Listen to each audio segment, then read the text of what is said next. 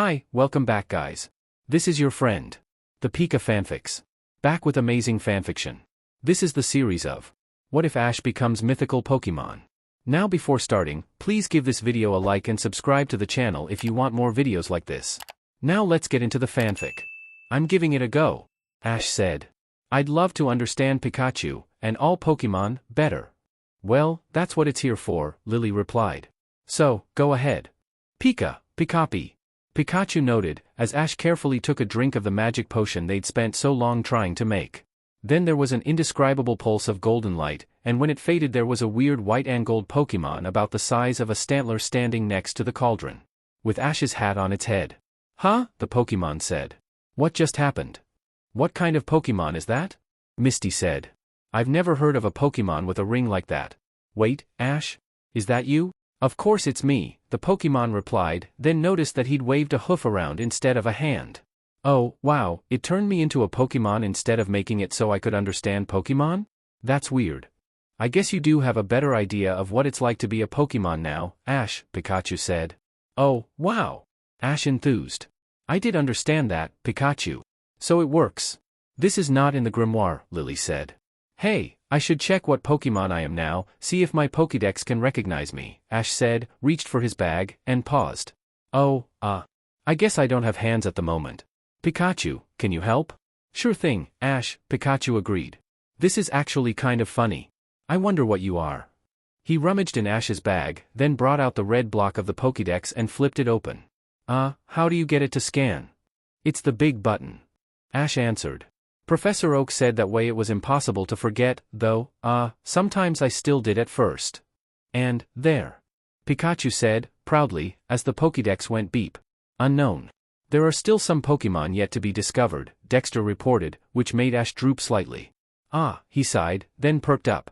That dash. Dexter wasn't done, though. This Pokemon knows the egg move recover. Ash said. So if Dexter doesn't know what I am, that must mean I'm a rare Pokemon, right? Pikachu summarized. I could believe it, Ash. He blinked. Wait, egg move? Egg move? Brock repeated. That's a word for a move a Pokemon knows because of who their father was. Delia Ketchum picked up the phone. Hello, she said, then brightened. Ash. It's nice to hear from you. Hi, Mom, Ash's voice replied. Listen, I kind of need to ask about Dad. Because apparently I inherited a move from him. Delia blinked, not really sure what to say. There was this potion, you see, and, well, the witch we met has done some magic and apparently the Pokemon it turned me into is my real form and always was, or something. Ash went on. And then my Pokédex said that I had an egg move, which is a move inherited from a Pokemon parent. Ash's mom insisted on more details from him about what he meant by magic, and how he'd been turned into a Pokemon, but once that was done there was a silence on the phone for several seconds. Ash looked down at the phone he was kneeling in front of, then up at his friends. Do you think it broke? He asked. Sorry, baby, his mom replied. I'm trying to make sure I've got everything lined up before I say it, because... She paused, again, but this time not for long enough to make Ash wonder if the phone call had ended. There's a reason you never knew your father, Ash, she said. You see, I didn't want to tell you this because I couldn't work out how, but, you were sort of an accident. An accident? Ash repeated. I don't mean that I didn't want you, Ash, she explained. I mean that I never talked about the idea with your father. And when you were on the way, and I told him, he said that he wasn't ready to be a father. She sighed. He didn't run away, or, at least, I don't think I can call it that. He stayed around for a few weeks, and, wrapped up his affairs, and he said he'd make it so that I'd be comfortable. Comfortable? Ash repeated. What does that mean? Ash, what's my job?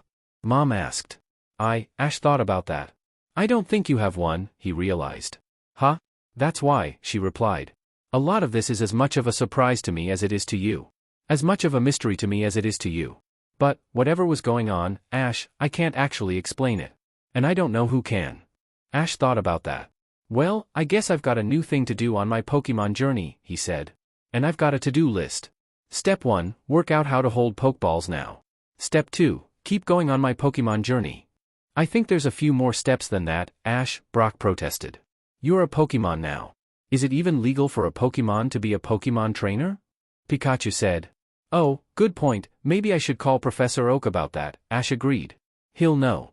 Know what? Misty said. Are you going to keep doing this, Ash? We can't understand Pokemon? There is still some of the potion left. Lily began. No way. Misty replied.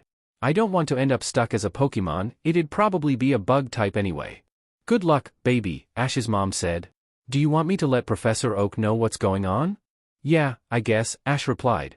I was just going to phone him myself, but I don't know if he's in. Actually, maybe it should wait until I visit the next Pokemon Center. I want to let the rest of my Pokemon know. You should probably let the rest of them know, full stop, Pikachu said. I bet it's going to be a surprise for all of them. Yeah, I'll do that, Ash agreed. Thanks for answering my questions, Mom. I'm confused, Phanpy said, a few minutes later, and sat back with a thump. You're wearing Ash's hat, are you really Ash? Yep, that's me. Ash agreed, then Bayleaf thumped into him. You've got 4 legs now, she said. It's much better than 2 legs, you fall over a lot less. I guess I might agree with you once I work out how to carry Pokeballs, Ash replied. I don't have vines like you do, Bayleaf. Oh, good point, Bayleaf agreed, thinking. Maybe one of us can throw Pokeballs for you? Pikachu can, I can, Totodile can. Heracross could. Yeah, that's true, Ash agreed. But I bet Totodile's more interested in dancing. Dancing's important, because it's fun. Totodile said, with impeccable logic. Plus it lets you practice moving around. If you can understand us now, I've got a few things to say, Noctowl piped up from her branch. Specifically, confusion. Do you have any idea why it's called that? She waved her wing around. Because, yes, it can confuse other Pokemon, but less well than confuse Ray and no more than Psybeam, and it just involves a burst of psychic energy. It just seems badly named. I don't think I'm the one who decided that, Ash replied. So you'd have to talk to whoever was in charge of Pokemon attack names to decide that. He frowned. Huh. What is it, Ash? Cyndaquil asked. That sounds like you've just worked out how to do something amazing again. I just thought about how I'd handle the problem I've got right now if I were the Pokemon, Ash said, sitting back on his haunches, and glancing back to make sure the ring around his middle wasn't about to touch the ground. Noctowl, do you think you can teach me confusion? Ash, this is fascinating, Professor Oak said, through the video phone. Confusion was still something Ash was working on, despite Noctowl's best efforts and what Misty called a natural talent, and so the actual examination going on was being done thanks to Pikachu, moving Dexter around, taking care not to trip over the wires connecting Ash's Pokédex to the computer, and taking Professor Oak's advice on what to look at more closely. Brock was helping, too. Now, materials, Oak said. What is that ring made of? What does it feel like? Ash, can I? Brock checked, got a nod from Ash, and tapped gently on the ring with a pair of tweezers. It rang, and Brock listened to it before frowning. Definitely metal, he said. I'm not an expert, but I'd say it's gold, only Ash doesn't weigh enough for that. And I did feel that, Ash volunteered. It didn't hurt or anything, though. Brock was moving on to the gems, one at each point where the spokes crossed the 2 crescents making up the half-complete wheel, and looked closely with a magnifying glass. They don't match any gemstone I can think of, he said. At least not from looking closely. Someone who was actually a jeweler might be able to tell better, but that's not me. That's fine, Brock, this much help is very useful, Professor Oak replied, typing furiously. Are the hooves the same? They feel the same when I touch something with them, Ash said. If that helps? It helps a lot, Professor Oak agreed. Let's see, smooth leg form, narrowing to a point, you don't have trouble balancing, do you? A bit. Ash agreed. But not much. It feels like standing on my human feet except for how I've got my weight more forward, I think. And, what about that white surface, in general? Oak asked. Is that smooth skin, or hide? It's fur, Pikachu said. It's fur, Ash agreed, repeating Pikachu. Really fine fur, is what Brock said. Oak tapped on something else on his end, and Dexter's camera whirred. Let me see, Oak said. Zooming in, and again, yes, that's extraordinarily fine. Do you even get wet? Water usually sort of rolls off, mostly, but not completely, Ash answered. Then it dries out really quickly. It's about 5 millimeters thick, Brock supplied. But it feels solid unless you get really close. I haven't tried to cut it yet and I sort of hope it's not necessary. Professor Oak kept thinking up new questions, but eventually he'd run out of things to check on. Well, then, Ash, he said. Remember to let me know anything that happens to you. You're a completely new Pokemon that we have no record of, so try and pay attention to even something that seems minor, because it could be very important. Got it, Professor. Ash agreed. Now, can you send some of my Pokemon through?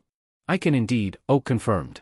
Let's see, there's Bulbasaur, Mook, Heracross, and Kingler all waiting to see you, though I think Snorlax is asleep and I don't think Tracy has managed to catch up to the Tauros yet to tell them. He paused. Oh. And that reminds me, Ash, I've already checked, and it seems that there's some rules about all this because of the existence of Zorua and Zoroark, Pokémon which pretend to be humans, and some of them pretend to be trainers. Oak smiled. That's good news, of course. All you're going to need is a second trainer card reflecting your natural form if you want to lead your team in official battles in your natural form. It's a proof that you're the same trainer. I'm going to use the photos from this examination to finalize that, so I should be able to send it to you in a day or two. That's great, Professor. Ash said brightly. And thanks for taking the pictures, Pikachu. Todd Snap has nothing on me, Pikachu announced. I had to use Dexter to confirm I was me when I got into the Pokemon Center, so it's good to know that's going to be sorted out, and, let me know if you find out what I am. Of course, Professor Oak said, then a vine snaked into view and hit a key. Oh. It seems Bulbasaur's eager to visit you. What did he do? Brock asked. Then Bulbasaur put his Pokeball on Pokemon Transfer System and returned himself. A moment later it activated, materializing a Pokeball next to Ash and Brock, and the most senior non-Pikachu member of Ash's team came out to have a look at him up close. What has he gotten into this time? Bulbasaur asked. Hi, Bulbasaur. Ash said, waving a hoof. That was really clever of you, and I don't know, but I guess we'll find out. Ash frowned, concentrating hard. I really should be able to do this. The Pokeball refused to move. Actually, I can't tell if you're trying too hard or not hard enough, Noctowl admitted. I'd have a better chance of telling for sure if I was actually psychic. And you might have a better chance of doing it yourself if you were psychic. She flapped her wings. But, well, neither of us is psychic. Thanks for the help anyway, Noctowl, Ash said, looking back at his flying type perched neatly on one of his spokes. How's that as a place to sit, anyway? Quite comfortable, actually, Noctowl reported. Then, well, we are getting close to Blackthorn, right? Ash asked. Yes, Brock agreed. And also, what are you thinking of, Ash? Well, I can throw my Pokeballs myself, Ash explained, waving a hoof. Because the gold bits sort of stick to things if I try. So if Noctowl can help me by giving me the right Pokeball to use, then I can be the one to throw it. It'll mean I can't catch a new Pokemon as easily until I get Confusion working properly, sure, but it means I won't have to delay my Pokemon League journey. Ash, it's months until the Silver Conference, Misty retorted. You could wait until you've got this sorted out? If you want to actually do the Silver Conference at all, while you still don't know what species you are. She looked at Pikachu. You get what I mean, right? Ash is acting like all he needs to do is to work out how to move Pokeballs with his mind and then he's going to the Pokemon League. It's still Ash, Pikachu replied. Haven't we known him for long enough that we wouldn't expect anything else? This is still Ash, he hasn't changed one bit, and he's not letting this get him down. Would you prefer him to be upset? Misty looked troubled. I just realized I can't speak Pokemon, and that was a lot longer than a yes, she said. So, Pikachu doesn't agree with me. He doesn't, yeah, Ash confirmed. I guess you've got a point, Misty, I should find out what I am at some point, but I'm not going to do that just sitting around. If it's Professor Oak who's going to find it out, he'll find it out anyway, and if it's me who finds it out by running into someone who knows, I should just keep going on my journey. Is that you finding an excuse to do what you were going to do anyway?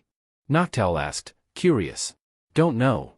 Ash admitted, then reached down with his hoof and touched the gold part to the Pokeball. It picked it up as if the two were magnetized, and Ash held it out. Come on out, Snorlax. Snorlax made a sort of snoozing noise. Do you want to work on Ice Punch now, or before dinner? Ash asked. We can do either, I want to make sure you have a choice. Snorlax appeared to be either asleep or deep in thought, then rose to his feet. I would not want to delay dinner, he decided. Great, Ash said. Let's get to work. That was unexpectedly troubling, Claire said, the next day. Does this happen around you a lot? You mean Team Rocket? Ash checked. Yeah, it happens all the time. They show up and try to steal something, about half the time it's Pikachu, and we drive them off. It's happened more than 100 times in Johto. Claire blinked. I already had questions about why you're a Pokemon, but now I have more of them. Oh, the Pokemon thing is magic, Ash said. Or, I think the reason why I was born human was probably magic, and then the potion that broke the probably magic spell was definitely magic, it was meant to turn me into a Pokemon, we think. He shook his head. But it turns out I was already one and this is how I'm supposed to be. Anyway, I've got both trainer cards, so, Can we do a gym challenge match? Well, Claire began. Then there was a roar. What's going on? Pikachu jumped from Ash's back to the tip of one side of his ring. Charizard, hold on a moment. Charizard, Ash asked, turning, and waved. Hi. Charizard's wing slammed out, and he hammered the air to slow down. Then he landed, in front of Ash, and sniffed him dubiously. Where did you get that hat? He asked. I sent in postcards for it. Ash replied. It's great to see you, Charizard. Ash, Noctowl hinted. You were literally just talking about this. Oh, yeah, Ash realized. I forgot Charizard didn't know about it, so, I'm now a Pokémon, because of magic. Hey, want to help in my gym battle? Charizard considered him suspiciously for a few more seconds, as behind him Charla and her trainer landed, then he scratched his chin. How are you with being set on fire? He asked. I've got fur now, I don't think we checked if it can catch fire, though, Ash said. Right voice, Charizard said, thinking. Maybe you are Ash, then. Trust me, he is, Pikachu provided. This is just another of those times like Shamudi, or Greenfield, or the Lake of Life. Lake of Life? Charizard said. I didn't realize I missed one. I think you missed two, there was this other place but I'm not meant to talk about where. Why is Charizard here now? Misty asked. Is this more of Ash's luck? Actually, Liza brings the Charizard from the Charcific Valley here to train, Claire supplied. I didn't realize this one was yours, though, Ash. He's really in great shape now. He looked curious. Do you really have two trainer cards? Why? Noctowl's eyes glowed faintly, and she lifted Ash's trainer cards out of one of his saddlebags. Pikachu took them, then jumped off Ash's golden ring, and showed the important one to Claire. I've never seen a registry for a Pokémon as a trainer, but it fits, she decided. Well, either I start asking questions and we never get to the battle, or we get to the battle now and I start later. Thanks to Noctowl's help, providing Pokeball switching when Ash needed it, and thanks to contributions by Pikachu, Charizard, and Snorlax's Fist, all of them equally valuable combatants, Ash battled his way through the Blackthorn Gym's challenge and earned himself his 8th and final Johto badge. Well done, Ash Ketchum, Claire said, as she recalled her Dragonair. I have a question for you. Is it about Ash being whatever he is now? Misty asked. No, actually, Claire replied. I've got lots of questions about that. I've got a question about Ash's training style as well, though. She nodded at Charizard, still out and trying to work out whether to appeal to Charla for sympathy or declare it wasn't necessary, then in Ash's direction more generally. I believe the Charizard is a veteran of your Indigo Pokemon League run, but he didn't do well then? No, I really didn't handle Charizard well, Ash admitted freely. It wasn't until months later that we worked things out. And Pikachu's my starter, so that's obvious? Snorlax is newer, though. He made a sort of head-tossing motion that was sort of like a shrug. I've been trying to use a lot of my newer Pokemon, but I don't get to see Charizard much anymore, so it seemed like a great time to bring him on. That was what I was wondering about, Claire replied. It's all too easy for a trainer to rely on the same Pokemon in their second league, but it sounds like you're growing your team. That's good. She smiled. As this is your 8th Johto badge, I thought I'd check. I've had to do that, before, Brock reminisced. Not very often, though. I haven't, Misty admitted. What's it like? You don't have to be all thoughtful about it. As Brock started explaining that, Ash trotted forwards and reached out for the rising badge. The moment he took it, though, he changed color. What? Pikachu asked. What just happened? Claire said. That's not a coincidence, right? What do you mean? Ash said, looking around, and caught sight of his ring. I just heard some voice I didn't recognize say something. Huh? I've gone purple now. Is that on all the gold bits? Is what, oh, what now? Brock asked. Ash, can you get your Pokédex out? Professor Oak's going to want photos. Noctowl, can you help? Ash asked, and Noctowl's eyes glowed again. She lifted Ash's Pokédex out of his saddlebags, and Ash put down the rising badge so he could do part of passing Brock the Pokédex. The moment he did, though, his metal regained its golden color and the exposed hide on his belly and head changed back from green to black. Ash, Pikachu said urgently. What did that voice you heard say? Repeat it before you forget it. Right, 3 beings were born to bind time and space, Ash recited. That sounds familiar, Claire decided. It's something to do with the dragon gods, Dialga and Palkia, which are the gods of time and space. I don't know what it means by 3 though. I don't know why I heard it at all, Ash said, and poked the rising badge again. He changed color for a 3rd time in less than a minute, ping his head on its side, then shook his head. Nope, didn't hear it that time. Let's get those photos, Brock decided. And can I check if your ring is still metallic? Sure. Ash agreed. Can you do orange? Charizard asked. Orange is a good color. An hour or so later, and some way to the west, Lily the Witch looked up in surprise at the sight of a Charizard approaching. That could be a problem, she said, reaching for a bottle, then frowned and looked closer. Murkrow, is that? Misty, Misty, Murkrow replied. Sure enough, Misty was riding on the back of the Charizard, and she got off a bit unsteadily once Charizard had landed. I really hope you haven't moved your cauldron in the last several days, she said. Ash was around here when he took that potion, right? Yes, why? Lily asked. Because that idiot didn't even think to check what had happened to his badges until he earned a new one. Misty replied. They were all pinned to his jacket, which vanished or something, and he didn't realize until he tried to pin the rising badge to his jacket, which he doesn't have anymore. So I really hope the badges just fell off when his jacket disappeared, or we're going to have to work something else out. Lily said, then turned to Murkrow. Do you know something about that? Murkrow looked shifty. If you did collect them, well done, Lily told the dark type. It helped out. We just need them back now so Misty can take them to Ash. I guess I can trade you a couple of Cascade badges? Misty decided. Oh, right? She turned to Charizard. Thanks, sorry, I forgot to say that before. Charizard made a sort of rumbling noise. So, none of the rest of them do that color-changing thing, Ash decided, putting the Zephyr badge back down in his new badge case. I guess that's going to be a mystery for a while. Thanks for picking them up, Misty. No problem, Misty said, after some consideration. So, what are we going to do now? Are you going to do the Silver Conference? She looked conflicted. It'd be weird for you to take part as a Pokémon, but I guess I can't come up with a good reason you shouldn't.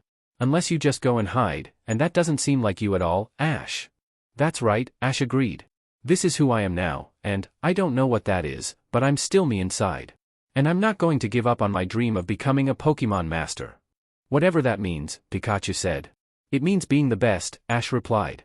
And not just the best at Pokémon battling. That's cool, but I guess I mean that. I don't want to win because I have strong Pokémon. I want to win because I've made my Pokémon strong. He waved a hoof. I know that's a sort of similar but not the same thing, it's only a bit different, but it's important to me. And apart from that, mostly it's just that, there's nothing I can't do. I can work with my Pokémon to do anything I have to, I can know how to solve problems, it's that kind of thing. I guess that makes sense, Pikachu nodded. And I'd be happy to go all the way with you, Ash. Noctowl decided on her own initiative to put Ash's badge case in his saddlebags. But it's still months until the Silver Conference, Ash added, mostly to himself. I guess I should spend the time training you guys to make sure you're ready for it, especially because I can now talk to you. First, we're taking a vacation, Misty said, in no uncertain terms. We'll have to go back to New Bark Town anyway, unless we trek past Mount Silver to get to the Silver Conference, and if we go south to New Bark Town we can visit Altoare. That's a city I've always wanted to visit. She looked at Brock. What do you think? I think Altoare sounds great, Brock replied. It's supposed to be full of canals, and girls. Charizard tripped Brock up with his tail. Come on, Latios, Latias said. The water race is going to start soon, and I want to watch. It's not every day they do this. In fact, they only do it once a year. I know, Latias, Latios replied, and sighed. Why are you insisting like this? Because I want you to come and watch it. Latias replied. Come on, it's the festival. And, unlike most people or even a lot of Pokémon, we can watch the whole thing ourselves. She nudged him. Don't think I won't notice if you start sight-sharing to watch the race. I'd just be sight-sharing to make sure you were okay, Latios protested, then shook his head. Fine. Let's see what the race is like this year, then. He shrugged, then cloaked himself, and Latias did the same.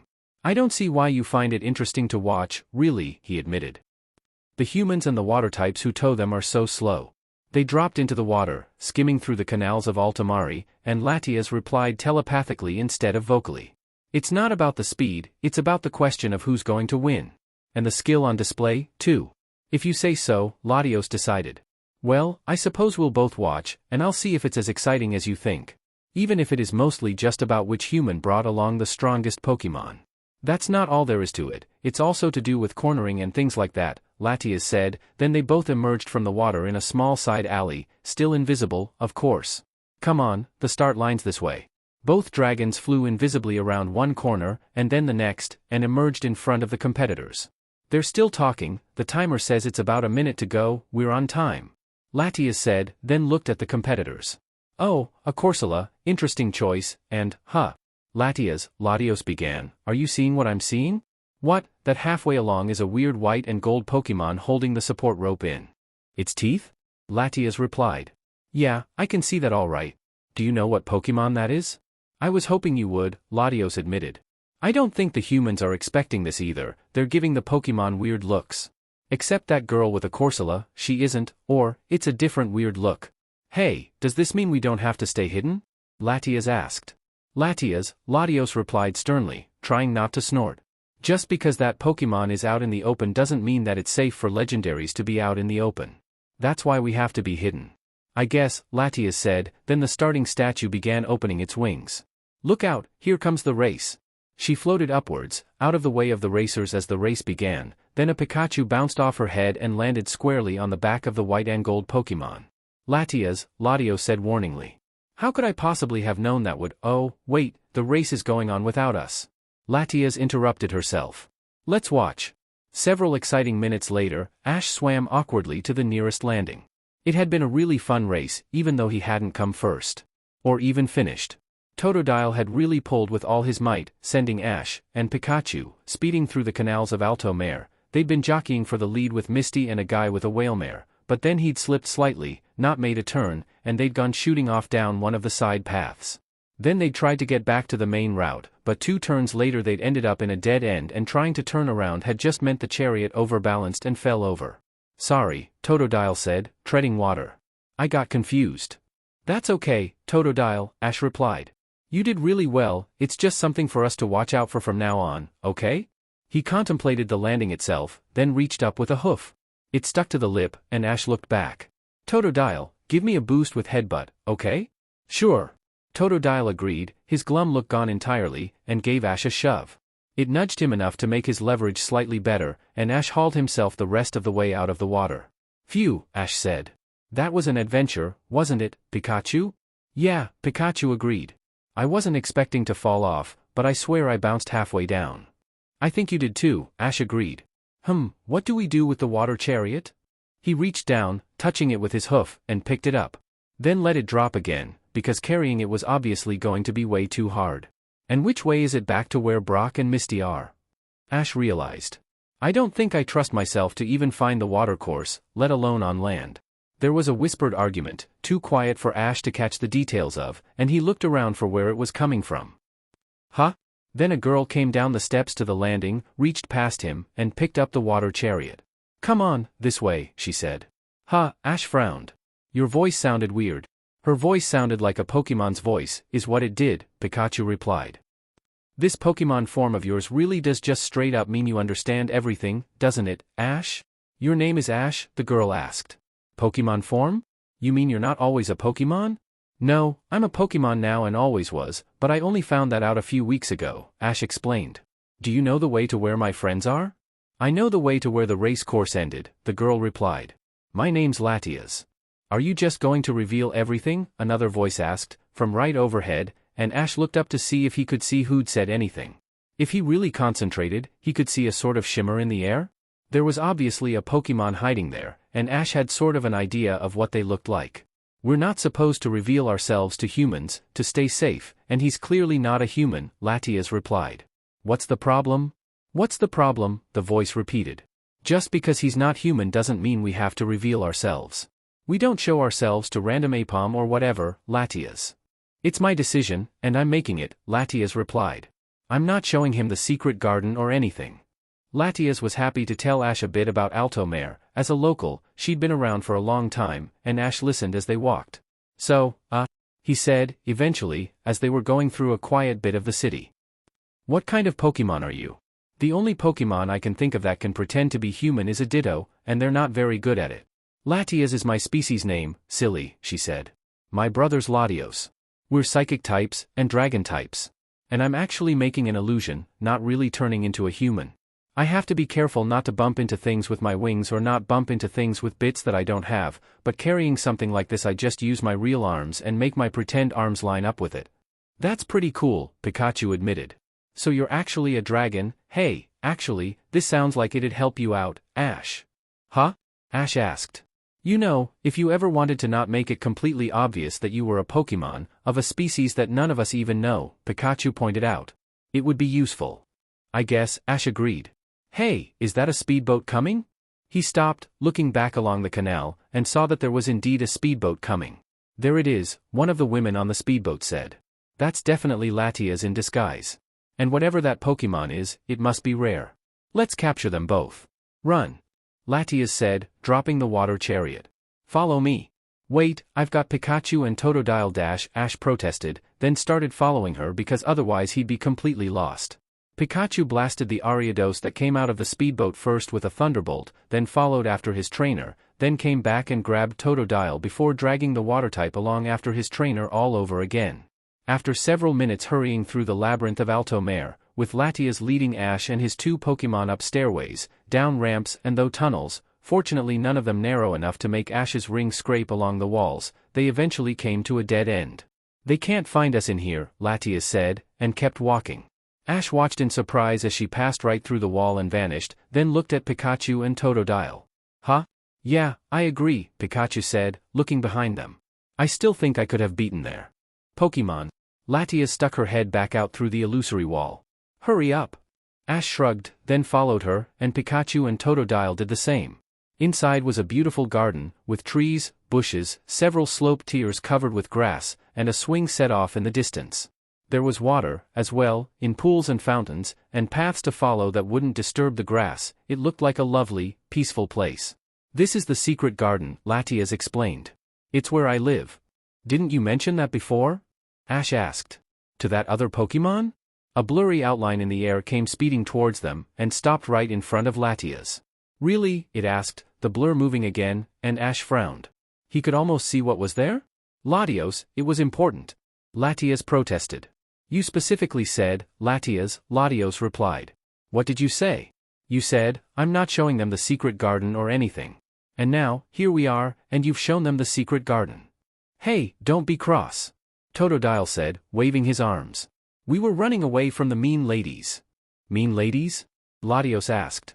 What mean ladies? Why didn't you tell me about this, Latias? They surprised me, they saw through my illusion. Latias protested. I panicked. Oh, that's what you look like, Ash said. Wow, is one of you shiny? Or are Latias and Latios different Pokémon who are closely related, like Nidoran and Nidoran? What we look like? Latias repeated, looking down at herself to make sure she was still in an illusion, then up at her brother to make sure he was still invisible. Can you see us? I guess so, Ash said, shrugging vaguely.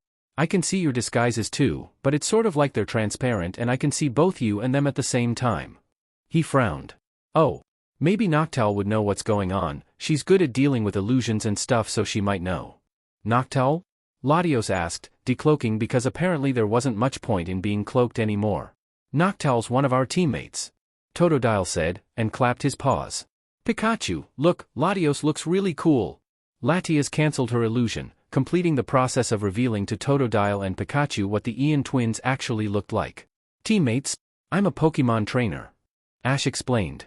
I got turned into this and it turns out that it's what I've always been, but I'm not going to let that stop me from being a trainer.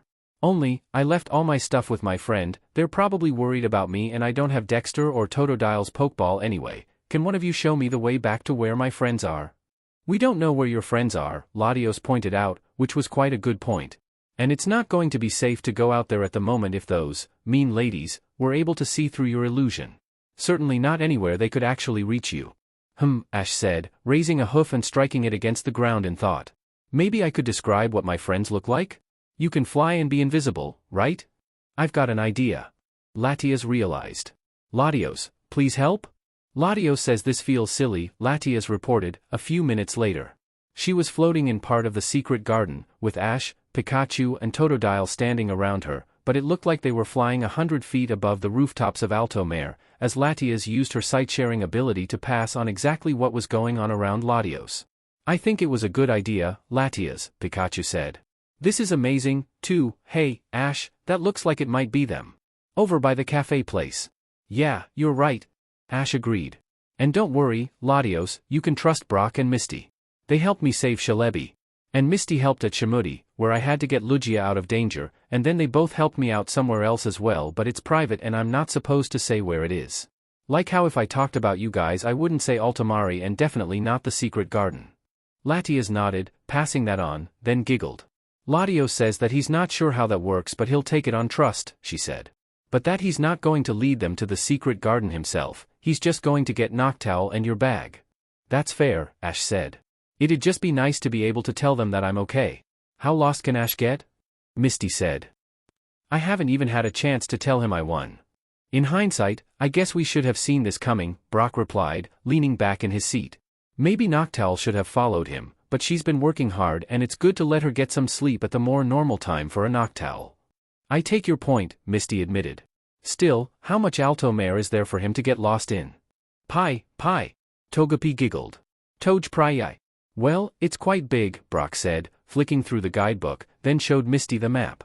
There we go. Misty wilted. Yeah, he's going to be lost for days unless Noctowl goes and finds him somehow, she decided. Or Crobat. Could Crobat look? Probably, Brock said, thinking about it.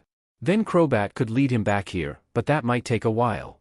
Well, it's not like we've got many options, Misty said. Then there was a squeaking noise. Huh? Misty asked, looking around. What was that? Another squeak, then Ash's Noctowl sent herself out. Her eyes glowed, and she checked Ash's saddlebags to verify what was in them. Noctowl? Brock asked. Is something up?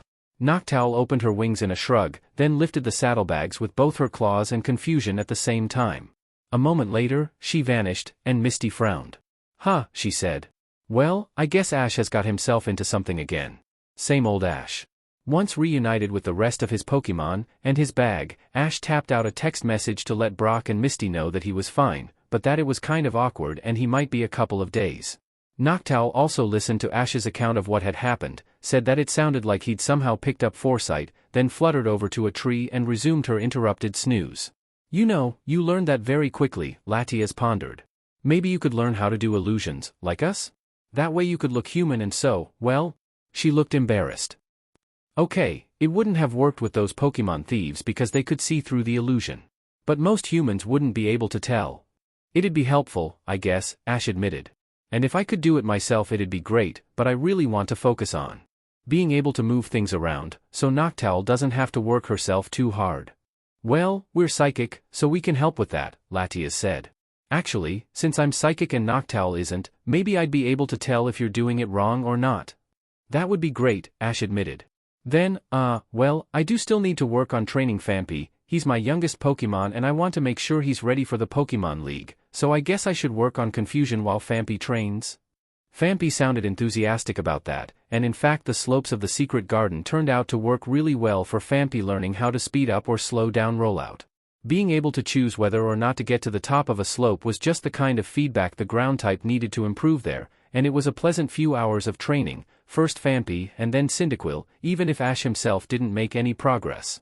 After sunset, though, Ash returned his Pokémon, except Noctowl, who was still snoozing in the trees, and Pikachu who didn't like his Pokeball, then sat himself down on his sleeping bag in his preferred sleeping pose.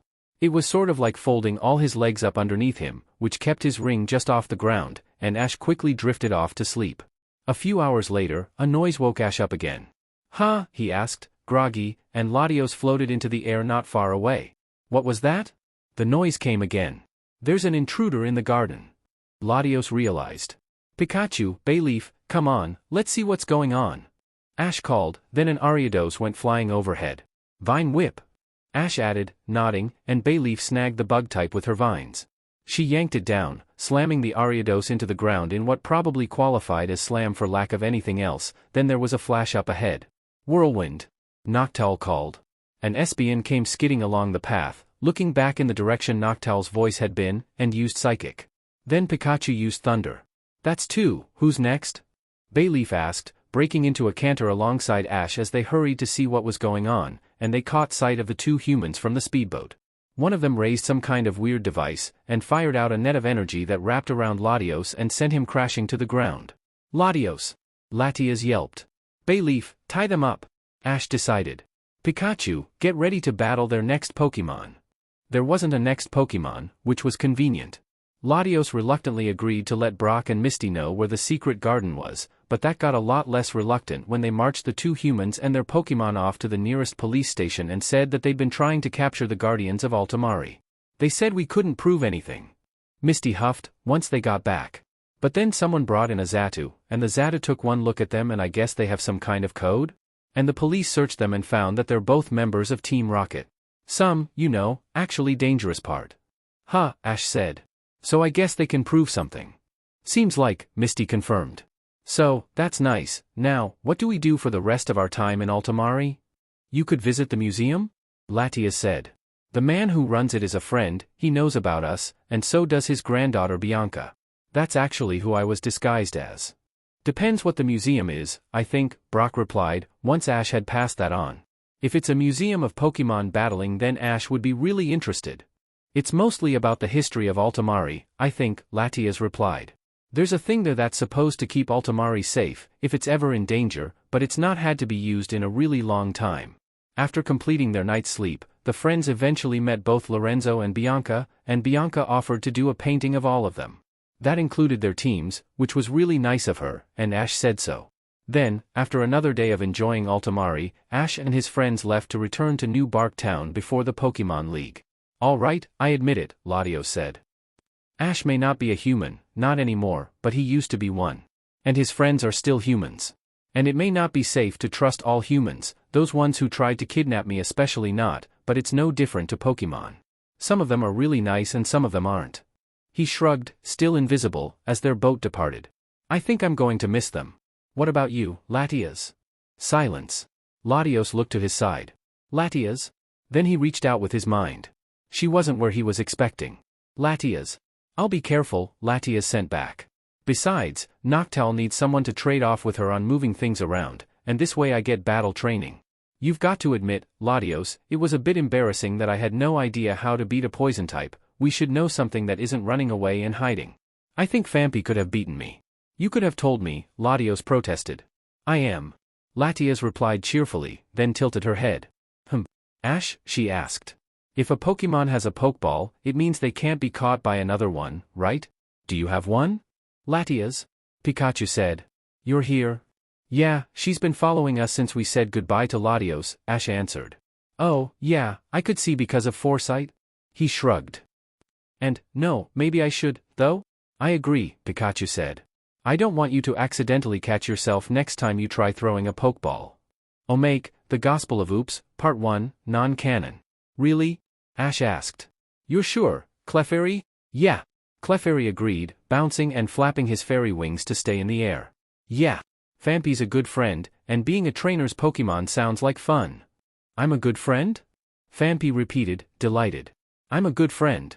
It sounds like you two will get on great from now on, Ash agreed. So, you know how a Pokeball works, right? I do. Clefairy confirmed. Phampi made sure I knew. I told Cleffa all about them. Phampi said proudly.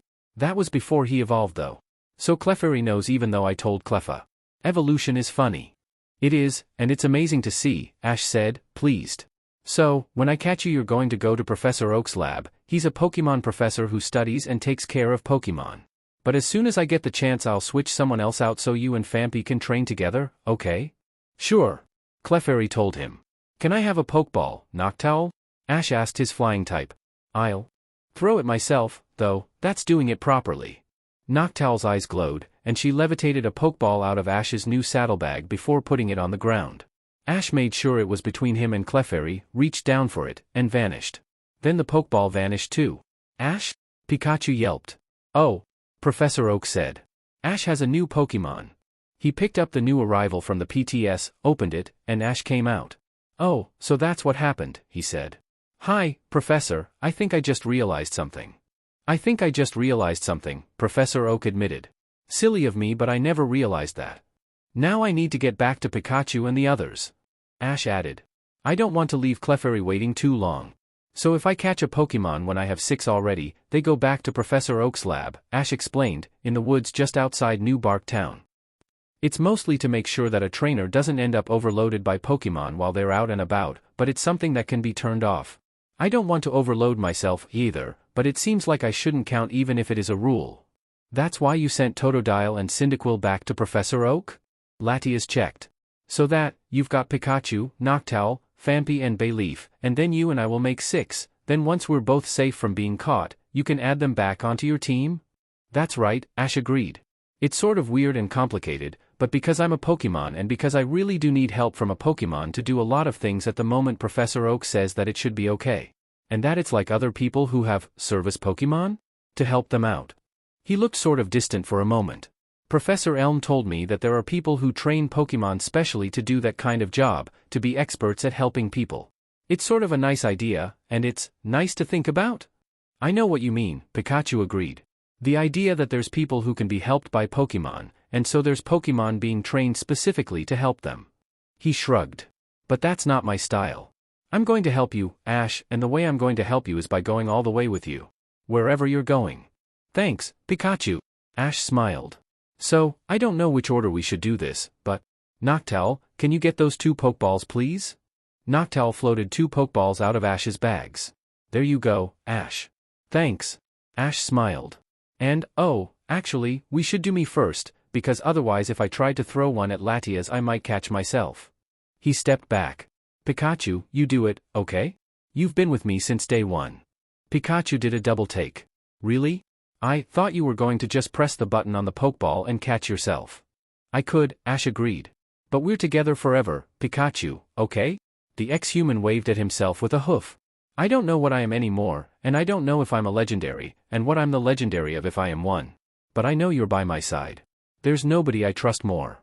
Wow, Pikachu said. Sorry, I need a moment.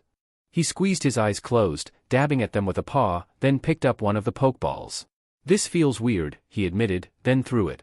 Both registrations complete, Ash went back to Elm's lab to transfer Totodile and Cyndaquil back into his team, but as he entered the lab Professor Elm waved at him.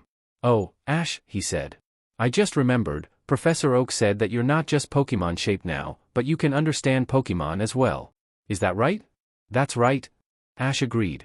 That was what the magic was supposed to let me do, and I guess it worked pretty well so I can't complain. Well, in that case, you might be able to help out with this, Elm explained, reaching down and putting an egg case on the table. This egg was poached from somewhere, we're not sure where, and while the Pokemon in the egg might know where they're from, the only one who could actually find that out is, well, someone who can speak to Pokemon. Which means you. Then I'll make sure to help them out, Ash declared. It's my duty, or something, I wonder if that's what my duty is. Doing things that need doing, you know, like a lot of legendary Pokemon have special duties and some Pokemon that aren't due too. It's a broad category, but it fits, Pikachu had to admit. What are other legendary Pokemon duties? Latias asked. You've met more than me by the sounds of it. Well, Ash began, frowning. So I don't know if this applies for all of them, but the Articuno, Zapdos and Moltres down at Shamudi need to keep their islands elementally charged, and the Lugia there needs to keep Articuno, Zapdos and Moltres from beating one another up? Then I think Suicune runs around finding problems to solve, which sounds a lot like me too in a way, and Shalebi's job is, going backwards and forwards in time. He tilted his head. Actually, I should ask Suicune what their job is next time I see them. And Ho-Oh, too. Sorry, next time you see them? Professor Elm asked, who'd been quietly freaking out about Ash's whole list. Do you see them often? Suicune, yeah, several times. Ash answered. 3, I think. And Ho-Oh only once, but that time I didn't have a flying Pokemon I could send up to say hello and I couldn't understand anyway. So I've got a much better chance of asking next time, hey, Latias, would you mind putting the egg case in my saddlebag so I can take it back to our rooms? I think the left one's mostly empty. Elm was still mouthing several times to himself. I feel like this should be easy, Latias complained, 2 days later, trying to lift a Pokeball with her mind. It steadfastly insisted on staying in one place. Maybe you should wait until Noctowl's up so you can ask her how she does it. Ash suggested. Admittedly, I haven't had much luck learning confusion even with her help, but you're psychic so it should be easier for you. But then again, I've been trying for weeks. So you probably are doing better than me. How does that work? Latias asked. Well, Ash began, then had to stop. Hang on. Phanpy, don't get into bad habits, okay? Bad habits. Phanpy repeated. What's one of those? Is it a type of hole? It's because you're slowing down, rather than staying at full speed and turning corners, Ash explained. It might mean it takes you a bit longer to get somewhere, but if you stay at full speed rollout will hit a lot harder, okay? Okay, Phanpy said, nodding. Anyway, what I mean is, I know I haven't been able to do it despite trying for weeks, Ash resumed, turning back to Latias. But all we know about how you're doing is that you've been trying for a few days. It's like, if someone lost a battle several times, you sort of know he's probably worse than someone who lost a battle once, even if neither of them have won it. I guess that works, Latias frowned. Okay, Pikachu, Ash said, switching back to him now. You're great at hitting things with Thunderbolt, and Thunder works out great too, but it doesn't always hit, so what I was thinking was, what about if you break up your Thunder into lots of Thunderbolts at once? Let's see if that means it hits more often. Pikachu nodded. Seems reasonable to me, he said, cheeks sparking. Let's try this. Before he'd fired out more than one testing salvo, though, blasting a pattern of marks in the ground, the egg case started beeping. Oh, Latias gasped. I don't think I've seen a Pokemon hatch before. Cyndaquil and Bayleaf hurried over to look more closely. Then so did Phampi, but he went past a lot more quickly. Wait, am I supposed to slow down now? Phampi asked, turning around. I forgot that rule was only for battles. Latias caught the ground type, sliding backwards with an oof and letting Phampi shed all his momentum, then put him down to watch along with the others. The egg hatched, revealing it to be a Larvitar, and the ground and rock type promptly curled up and used Harden. Huh, Ash said. That's weird. I wonder if Professor Oak has any ideas. He picked up his Pokédex with a hoof and aimed it at Larvitar. Larvitar, it told them. The rock skin Pokémon. Larvitar generally hatch deep within the earth and take a long time before coming to the surface. This Pokémon knows Screech, Harden, and the egg move hidden power. Ash backed up a bit. Maybe we should give them some space, guys, he suggested. If Larvitar usually hatch underground, then this must be a weird place for this one, and he must be scared, too. It's like with Charizard, right? Or, different, but not completely different. Charizard? Latias asked. Charizard's amazing, Bayleaf said. He's really big and tough and he flies around dash. And isn't afraid of anything. Cyndaquil agreed. Not even an NTI. Ash wilted slightly. I think I just realized that nobody here except me and Pikachu ever met Charizard as Charmander, he said. Charmander had a really bad trainer, who played a mean prank on Charmander. It took a bit of time to get through the whole story, before everyone had heard it and could go and start training again, but it felt good to talk about it. And Larvitar didn't say anything, but that evening when it was time to go and they found Larvitar had moved closer to Ash over the course of the afternoon. Heading up to Mount Silver would take a while, especially if there was a chance they'd have to detour in order to drop Larvitar off where he was supposed to be from, but over the course of the time before they had to leave, Latias got to the point where she could use some psychic move or other, which could have been confusion, but they weren't sure, to pick things up and put them down. She could also just move things with her claws while invisible. That was still something she could do, but with both of them available that meant she had options. While Noctowl, much to her relief, had a sleep schedule that was closer to her natural one again. Totodile, Bayleaf, Cyndaquil, Heracross and Phampi were all a lot closer to where Ash wanted them to be for the Silver Conference, and while there was never too much training in the abstract, Ash had to admit that in reality you did need to actually reach the Silver Conference in time to compete. He wasn't sure what an abstract was, except perhaps the baby Pokemon of an Abra, but he got the general idea. A couple of weeks in New Bark Town had also made Larvitar a lot more comfortable with Ash specifically. Part of that was that he and Ash had shared a dream, or something like that, where Ash had seen what had happened to Larvitar's egg before it had ended up in Professor Elm's hands. It hadn't been enough to be sure where Larvitar was from, but it was enough to confirm he was from near Mount Silver, and that meant his family was probably somewhere in the reserve. Then Brock pointed out that they were heading that way anyway, and that Ash could help out by asking the local Pokemon to spread the word about a missing Larvitar egg. That sounded like a plan, so they set off for Mount Silver with Pikachu and Larvitar sharing space on Ash's back. Predictably, they ran into Team Rocket on the way, who'd brought a robot Kingler. The robot Kingler had large, clamping claws, electrically insulated, which it used to pick up both Pikachu and Larvitar at the same time. Unfortunately for Team Rocket, though, they hadn't really thought through the fact that it only had 2 claws. So when Bayleaf had started trying to pull the robot's legs out from under it, it had had to put Larvitar down to pick her up. Then, when Cyndaquil began hitting it with Flamethrower, the Kingler put down Pikachu to snag Cyndaquil instead. Then Larvitar had used Dig to get one of its legs trapped in the ground, and that was more or less it even before Latias started trying to work out which cables to unplug. How often do you run into those Team Rocket guys? The Dragon-type asked, once Team Rocket had duly blasted off again thanks to Heracross. A lot, actually, Ash replied, thinking.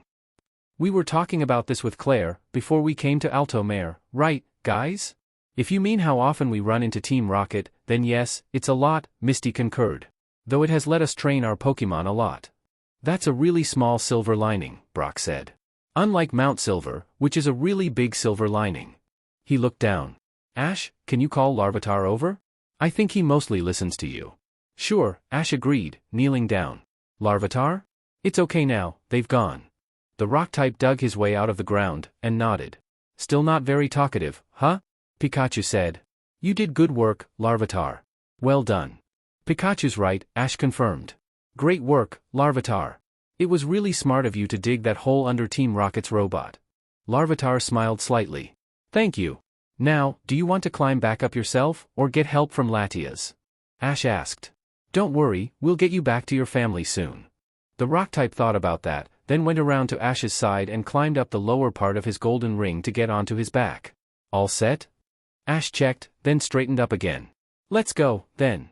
Any idea what the twerp is? James asked, in the latest Team Rocket base camp. It sounded better than crash landing site. Well, I don't know about you guys, but I think he's gotta be something rare, Meowth replied. I did get this really old book last time we were in town, though. You bought a book? Jessie demanded. We were saving up for a mech. Hey, I didn't say I bought it. Meowth protested. I did that old trick where you swap the covers so you ain't buying what it says, so I got it for less money than the sticker said. And I swapped the stickers, too, that's another old trick. He's right, that's 2 tricks, so it must have cost practically nothing. James said, impressed. So, what does the book say? Well, it's really old, and everything, Meowth replied. It's all handwritten notes and stuff, and I don't read cursive great. And the pictures are kinda scribbly, but, let's see.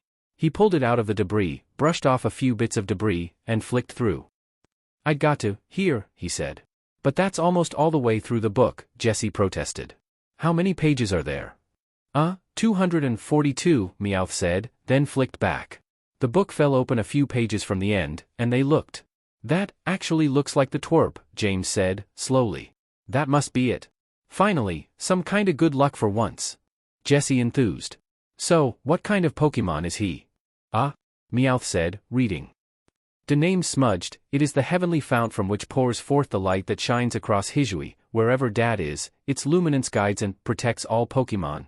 Hisuian mythology states that, Smudge, is the creator of all things. He blinked a few times, and sat back.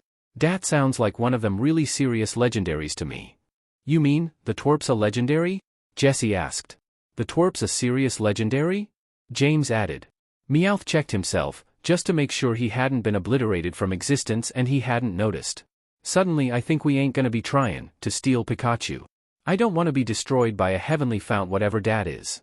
So, we'll have to get on his good side. James realized. How can we do that? Worshipping. Meowth declared, with enthusiasm. That's like sucking up, only it's to a really powerful divine thingy and so people don't mind. He frowned. Only question is, how do we do something like that?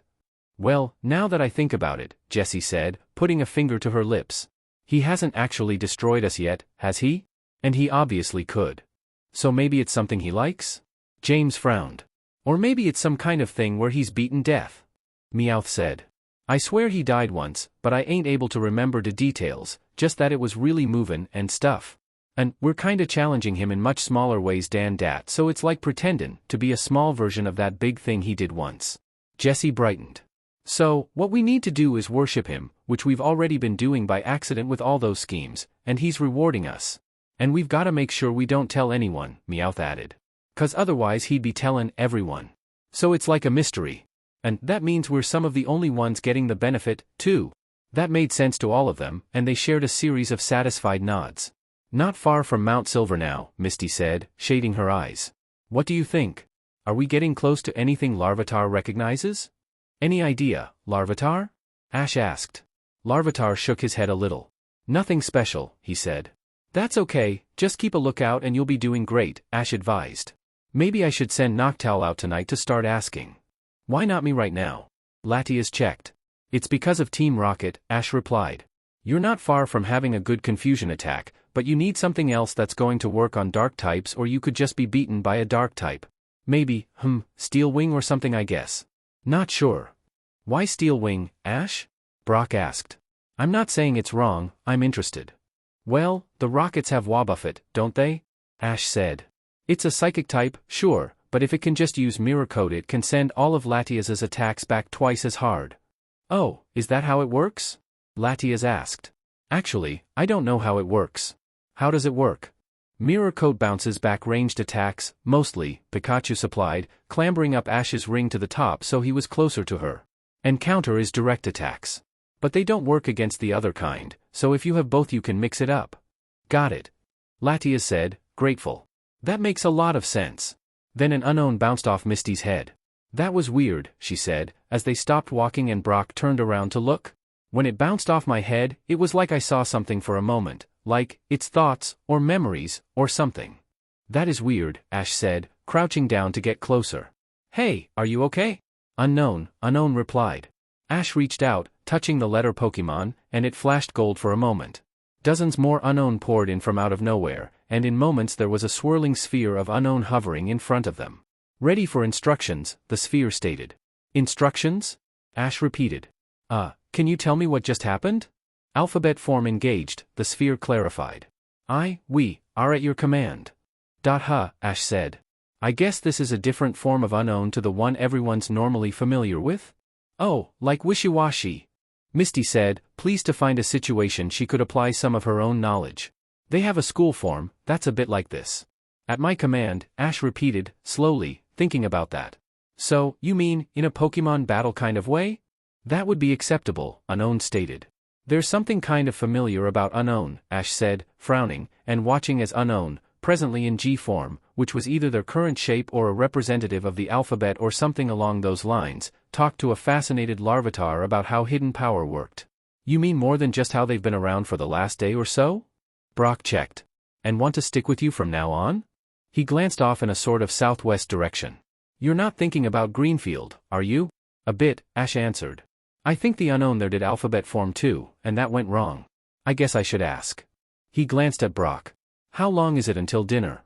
It should be 20 minutes or so, Brock replied.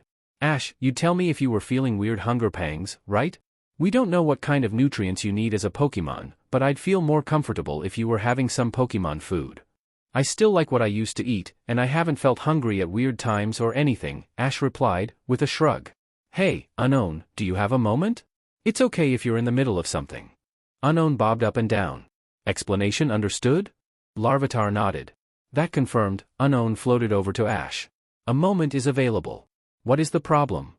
It's not a problem, really, Ash said. Or, I don't think it's one. There was this trouble I got into months ago, somewhere else in Johto, where there was a girl who'd connected to other Unknown. And they made lots of crystals, and illusion Pokemon, and it was really weird. Is that something that can happen? Configuration changes were made after previous incident, Unknown replied. User privilege checks have been instituted. The incident you speak of will not happen again. Oh, that's all right then, Ash nodded. Thank you, Unknown, I wanted to make sure. Providing information on request is one of our functions, Unknown declared. Then Noctowl came flying into the campsite, flaring her wings and landing on a convenient perch, that being part of Ash's ring. Well, I've talked to several of the nearby flying types, she reported. And they've agreed to spread the word. So there should be news in a day or two. That's great, well done Noctowl. Ash praised. We'll get you back to your mom, or possibly mom and dad, or miscellaneous other parent soon, Larvitar. That would be nice, Larvitar smiled. Naturally, when they did find Larvitar's mother, it wasn't as simple as that. They certainly found her, but they also found a gang of Pokemon poachers currently trying to steal her with a giant mechanical crane, and even as they arrived the robot's main crane lifted Tyranitar up into the air with her arms and legs bound. Oh no! Larvitar said, trembling, then curled up and used Harden. Larvitar, are you okay? Ash asked, trying to divide his attention between everything that was going on. Pikachu went bounding forwards off his back, cheeks sparking, then used Thunderbolt several times at once. The bolt slammed into the crane, sending it skidding visibly backwards, but they also hit Tyranitar and she groaned. Pikachu, don't, that was hurting Tyranitar too. Ash said. She's going to be resistant to fire attacks, though, Cyndaquil, flamethrower, but be careful. Cyndaquil used flamethrower, but the poacher's crane coped with the attack much more easily than Pikachu's one. They're going to take Mama away like they took me away, Larvitar said in a thin voice, and Ash tensed. What do you guys think you're doing? He demanded. Stealing Pokémon like that, it's cruel. And taking an egg is even worse. Hey, what's that? Pokémon in a hat, one of the poachers replied, through a megaphone on the crane. You're thinking funny, it's all about money. At that, Ash saw red and broke into a gallop. A moment later, he also saw the side of the crane, since he'd crossed the distance in just a moment of blurring speed and slammed into the side of it. The crane rocked alarmingly, rising up on one set of treads and hanging there for a long moment, then slammed back down. Bro, that was a big hit, came over the speakers, more quietly than before and in a different voice. That Pokémon was tough. Stop saying it was a big hit. The Poacher brothers won't quit, the first voice said. Yeah, a third voice agreed. The crane cable was swinging alarmingly, now, with Tyranitar on the end swaying back and forth and making the whole device rock from side to side, nearly enough to make it tip over. Ash wasn't sure how he'd done that sudden burst of motion, quick attack maybe? But he knew he'd need a run-up to do it again even if he could. Then he caught sight of something on the other side of the crane. Latias. Invisible, orbiting in a worry, and not sure what to do. Hey, he called, waving a hoof. Headbutt the crane. As it turned out, Latias didn't actually know headbutt. But you didn't actually need to know the move in order to headbutt something, and Latias was very grateful for the direction. She hit the crane even faster than Ash had, and much higher up, and at the right time to make the whole thing topple over with a crash. Which gave Bayleaf the stable target she needed to cut the net with Razor Leaf. Which promptly gave the Poacher brothers a very big angry Tyranitar-shaped problem. Once they'd explained everything to the nearby Pokémon Rangers, and said goodbye to Larvitar and Tyranitar, and set up camp, Latias faded back into visibility with a squeak. My head hurts. I'm not surprised, but I am really grateful. Ash told her. Thanks, Latias, that really put those poachers into a lot of trouble. I don't think I want to do that again, Latias added. Or if I do it again, it had better be a proper move. Speaking of a proper move, can you do that again, Ash? Bayleaf asked. It was amazing. Yeah. Cyndaquil agreed. It was so fast. I don't really know, but I guess I should try to get it so I can do it all the time, Ash agreed. Latias, let's see what Brock says about your headache, okay? He's better at medicine than me. Sure, Latias nodded, then winced. Pikachu held up his paw. Let me guess, Ash, you're going to avoid focusing on learning that move properly until after the Pokémon League. That's right. Ash confirmed. Until then I want to focus on making sure everyone's ready for it. Registering for the Silver Conference presented Ash with certain difficulties. Next, the woman at the desk asked, then smiled at Brock. Hello, sir. Do you have your badges?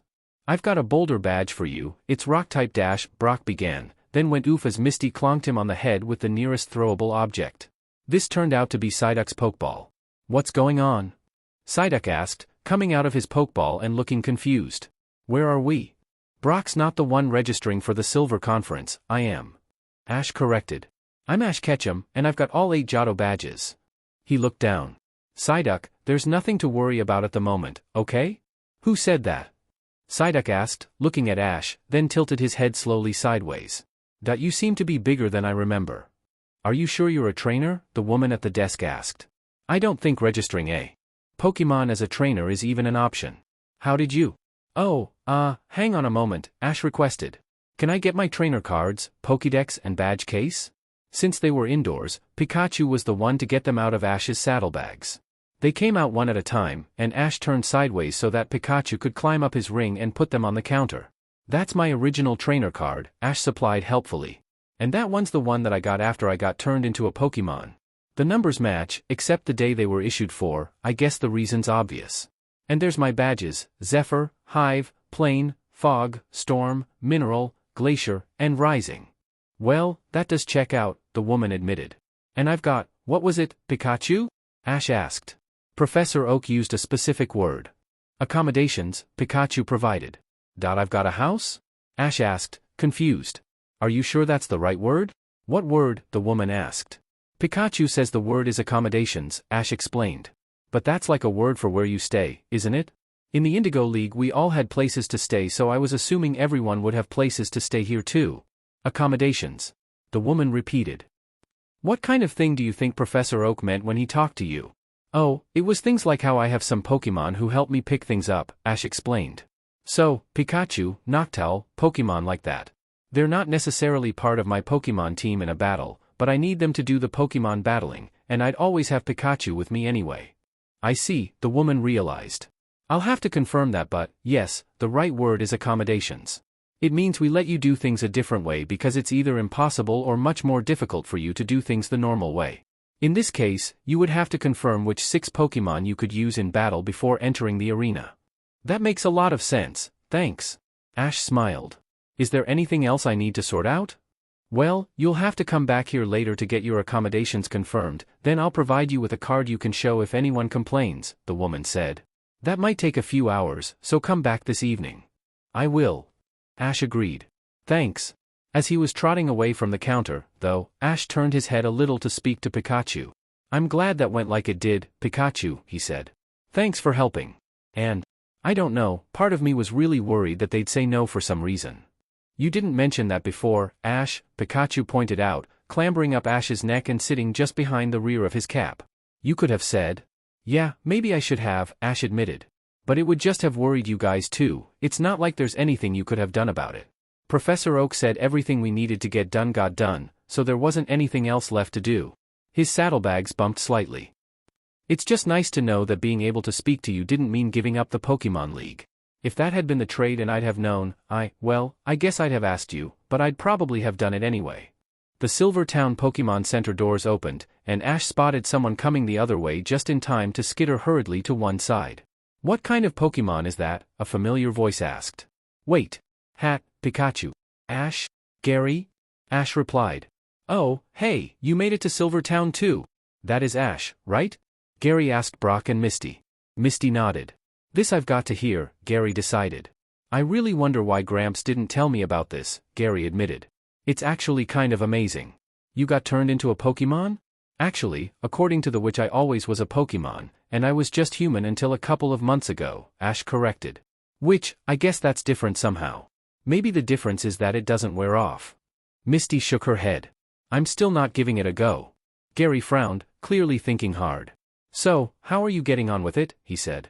It must be weird being in a completely different body like that. I know you had a couple of months to get used to it, but still. The funny thing is, it's actually been okay, Ash replied. Most days I just keep going because that's what I'd be doing anyway. But sometimes it is hard, especially because I need help from my friends to do things that were so easy before. It feels like. Ash shrugged. I don't know. Maybe like I'm imposing on them? Even when they volunteered. But I guess once I'm done with the Silver Conference I'll be able to spend a bit of time training myself as well, and then I can connect with my Pokemon more closely. Training yourself, right, Gary realized. You can do moves now, right? Recover, Foresight, and something else, Ash confirmed. Though it doesn't show up when Pikachu scans me with my Pokédex, so maybe I don't have proper control of it yet, who knows? Well, Gary said. It's good to hear that you're on top of your game, Ash. He smirked. I'd hate for you to have an excuse when I beat you like a belly drum. Ash shook his head. No way, I'm going to win when we battle in the league, Gary. Don't count wins you haven't even had yet. Last time, didn't Gary get knocked out before having a chance to battle Ash? Misty asked Brock, pitching her voice low to avoid being heard by the rivals. I think if they did battle it would have been the final anyway, and they both went out before then, Brock replied. Weirdly enough, a bit of banter with Gary lifted Ash's mood no end, and within the hour he was told that the whole registration had been processed, including the accommodations. Confusingly, it was straight after that Ash was told where to go to the competitor's village, and Latias stifled her giggles as best she could as Ash asked for clarification on whether he was being told to go to his accommodation or his accommodations. Eventually, Ash decided that they should really use a different word for it. Then it was on to the Silver Conference itself, which was fought in a 3-state round system. First came a set of screening one-on-one battles, where you had to show battle skill and could advance even if you lost one, then a set of 3-a-side round-robin battles with 3 competitors, only one of whom would advance, and finally the last 16 competitors would fight a victory tournament on a straight knockout format and with 6 Pokémon on a side. This is really different to the Indigo League, Ash admitted, in his room in the competitors' village. Still, I guess it's not as different as the Orange League. What was the Orange League like? Latias asked. Oh, I don't think I ever had this explained myself, Bayleaf said. Totodile came out of his Pokeball too. Bulbasaur told me about it. But I forgot some of the details. Want to help me explain, Pikachu? Ash asked. Let me know if I forget anything. Of course, Pikachu agreed brightly. So, the Orange League had only 4 gyms, not 8, and they were all different kinds of challenges, Ash said. They were about working with your Pokémon. I guess I'd probably be better at that now, but I'm not sure I'd do so well at the mountain climbing bit. Totodile inspected Ash's hooves. I think you do just as well, he said. You can stick to things and climb that way. I guess, yeah, Ash agreed. But, anyway, there wasn't a conference or anything, there was just one trainer. Drake, the Orange Island's champion. But he was a really strong trainer. Pikachu flopped sort of bonelessly off Ash's back. I remember that Dragonite at night sometimes, he said. It was just utterly ridiculous. Ash nodded, nudging Pikachu upright with a knee. I wasn't on the battlefield, but just commanding you guys was enough. And we won. Congratulations. Latias cheered. If you've already won one league, then let's try and make it 2. Bayleaf nodded. People keep saying orange doesn't count, Ash grumbled, then smiled. But thanks, guys. Let's see how far we can go, okay? Wait, seriously? Asked Ash's first opponent, Salvador. Where's the trainer? Am I fighting the Pokémon? He shaded his eyes. Which Pokémon? There's, like, 3 of them there. The opponent is Ash Ketchum, the referee told him. Yes, I was surprised too, but he's got an up-to-date trainer card, so he's a legitimate opponent. So, which one is he? Salvador demanded. The Pikachu, the Noctowl, or the I don't even know what the heck? Ash waved. The one in the hat, the referee told him. Salvador, send out your Pokémon first. Ash will then have an opportunity to select an appropriate counter. I hate random chance and stuff, Salvador grumbled, then sent out his Furret. Ash replied not by ordering forward the Pikachu on his hat, nor the Noctowl perched on the weird golden ring around his waist. Instead, he didn't actually seem to do anything at first.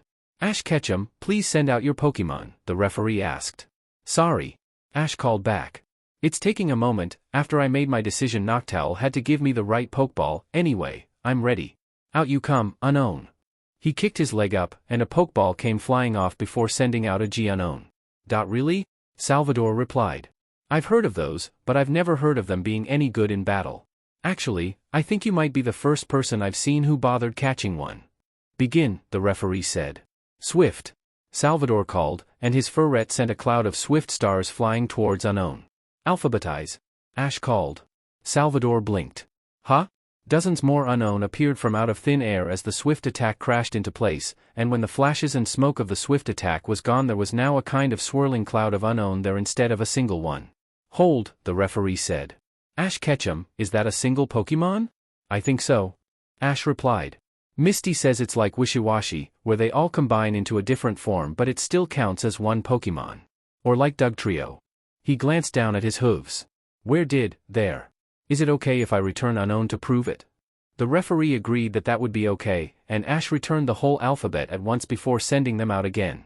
Weird, Salvador summarized. Never seen that before. The referee called to resume, and Salvador nodded to himself sharply. Double team. Hidden power. Ash called. You noun. His Unknown chanted in unison. Hidden power fighting. Ash clarified, and the alphabet sent out a pulse of typed energy that hit Furret, and all Furret's duplicates, and sent them rolling across the grassy field.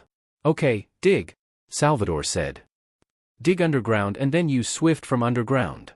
Hidden power ground. Ash ordered. Is that how that move even works? Misty asked. Brock shrugged. If literally any move worked in an unusual way it would be the one called hidden power. Watching these battles is amazing, Latias informed Ash. I've never really realized before just how far I have to go in learning to battle. I'm blessed with being a naturally strong Pokémon, but Latios and I never really did anything with it. While these Pokémon are so much more able to choose plans, and do them, and their trainers think so fast. That's mostly experience, Ash replied. You get to know your options better, you get to know how to do them more quickly, and you get used to how to think of the right answer quickly too. You'll get there. It seems like such a long way to go right now, Latias drooped. But, I'm sure you're right. Well, tomorrow is my first of the round-robin matches, and I think I know who I'm going to use, Ash told her. But how about you think about who you think I should use? I'll make it easier and say it's just from the Pokémon I've already got ready to go, so you can have a look at them yourself. Right. Latias agreed, interested, and took the Pokeballs out of Ash's saddlebags. Not yours, and not mine, Ash clarified. And I'm not planning on using Pikachu either. I'd complain but I know you're saving me for the later rounds, Pikachu said. One by one, Latias sent out all 6 of the Pokémon Ash had on hand. Bayleaf, Cyndaquil, one of his Tauros, his Kingler, Phanpy and Totodile. So there's 2 water types, Latias began. Are you battling someone who has trouble with water-type Pokémon? Good thought, Ash said. That's right, but it's important not to go too far with that. I actually haven't met 2 of these Pokémon, Latias admitted. So I don't know which of them is the best dash. Latias was interrupted by Pikachu. Ash, I just spotted your opponent. All 6 Pokémon went back into their Pokeballs, and Ash turned. Hi. I'm trying to plan who to use in my next battle, which is against you. It'll be a marvelous battle, whatever happens, Macy replied. I'm sure of it. Wow, take a hint, girl, Pikachu said. Latias folded her arms, invisible as she was, and huffed. Rude. There was a sudden whirring, grinding noise, and a 20-foot-tall mechanical Charjabug tank smashed down a nearby tree. Team Rocket. Ash gasped. What? Them again? Latias said. Wow, you do run into them a lot. Jessie and James took up places on top of the tank's roof, and Jessie sent out her Arbok with a flourish. To protect ourselves from devastation. James sent out Weezing. To unite our purpose in consecration. The 2 of them swept white cloaks around their shoulders. To denounce the absence of Hisui light. To give the right kind of tricky fight. James declared. Jessie. Jessie introduced herself. James clarified. Jessie picked up a book. Everyone's welcome to attend our mass. James raised a staff. But if you're Shalebi, don't talk about our past. Alas. Meowth concurred. What? Macy said, completely baffled. Why would you expect a Shalebi to show up? You must be new. Jessie told her. Welcome to the congregation. What's a congregation? Ash wondered. I think it's a word for having lots of people in the same place? Pikachu asked. The Charjabug's engines made a rumbling sound, and Ash sent out Tauros. Okay, let's deal with these guys, Tauros. Begin with Fisher. Several crowded minutes later, Jessie, James and Meowth picked themselves out of a field of exploded Charjabug tank. Well, I think it worked. James said. We're unsmited. And we've done dat, communion service thing, Meowth nodded smugly. That's how we're atoning for our crimes, was Jessie's pious statement. Communion service. Perhaps we'll have to put out a collection plate, James wondered. Which Pokémon do you want next? Latias asked. Noctowl looks like she's in trouble. Fly higher, Noctowl. Ash called. Steelix can't hit you if you're high enough up. He turned to look at Latias for a moment, then returned his focus to the battle, but since Noctowl seemed to be doing okay he began explaining. If Noctowl doesn't make it through, I'm going to use Snorlax. But you've got Charizard and Bayleaf still able to battle, Latias said, with a frown. Wouldn't Charizard be a lot better? That's a steel type and he's a fire type. That's true, Ash agreed. But it's more than that. Harrison already knows about Snorlax but he doesn't know Snorlax has Ice Punch, and he doesn't know about Bayleaf or Charizard being on my shortlist yet. Wow, Latias said. I didn't think about that. Is that why you pulled Snorlax back? That's right, Ash agreed. If I send him out a second time it's probably going to be for the long term, but if Noctowl can't handle this I'm confident Snorlax can. He's tough. I'd quite like to still be able to go out, but... Pikachu winced. Ouch. Yeah, you did really well to beat that Kecleon, Ash assured Pikachu. Noctowl, whirlwind away the sand. Rock throw. Harrison ordered immediately, and Ash winced. Oops. Latias blinked, confused, then saw what Ash had realized before it happened, albeit too late to do anything about it.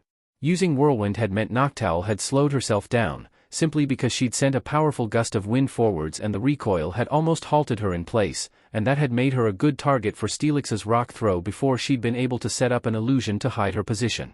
Ash held up Noctowl's Pokeball in a hoof, returning her as she fell towards the ground, then dropped it and sent out Snorlax instead.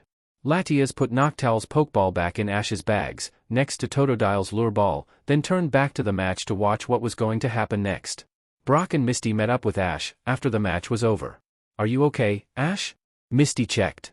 I'm a bit disappointed, Ash admitted. I was really hoping we could go all the way, and I feel kind of like I could have made better choices.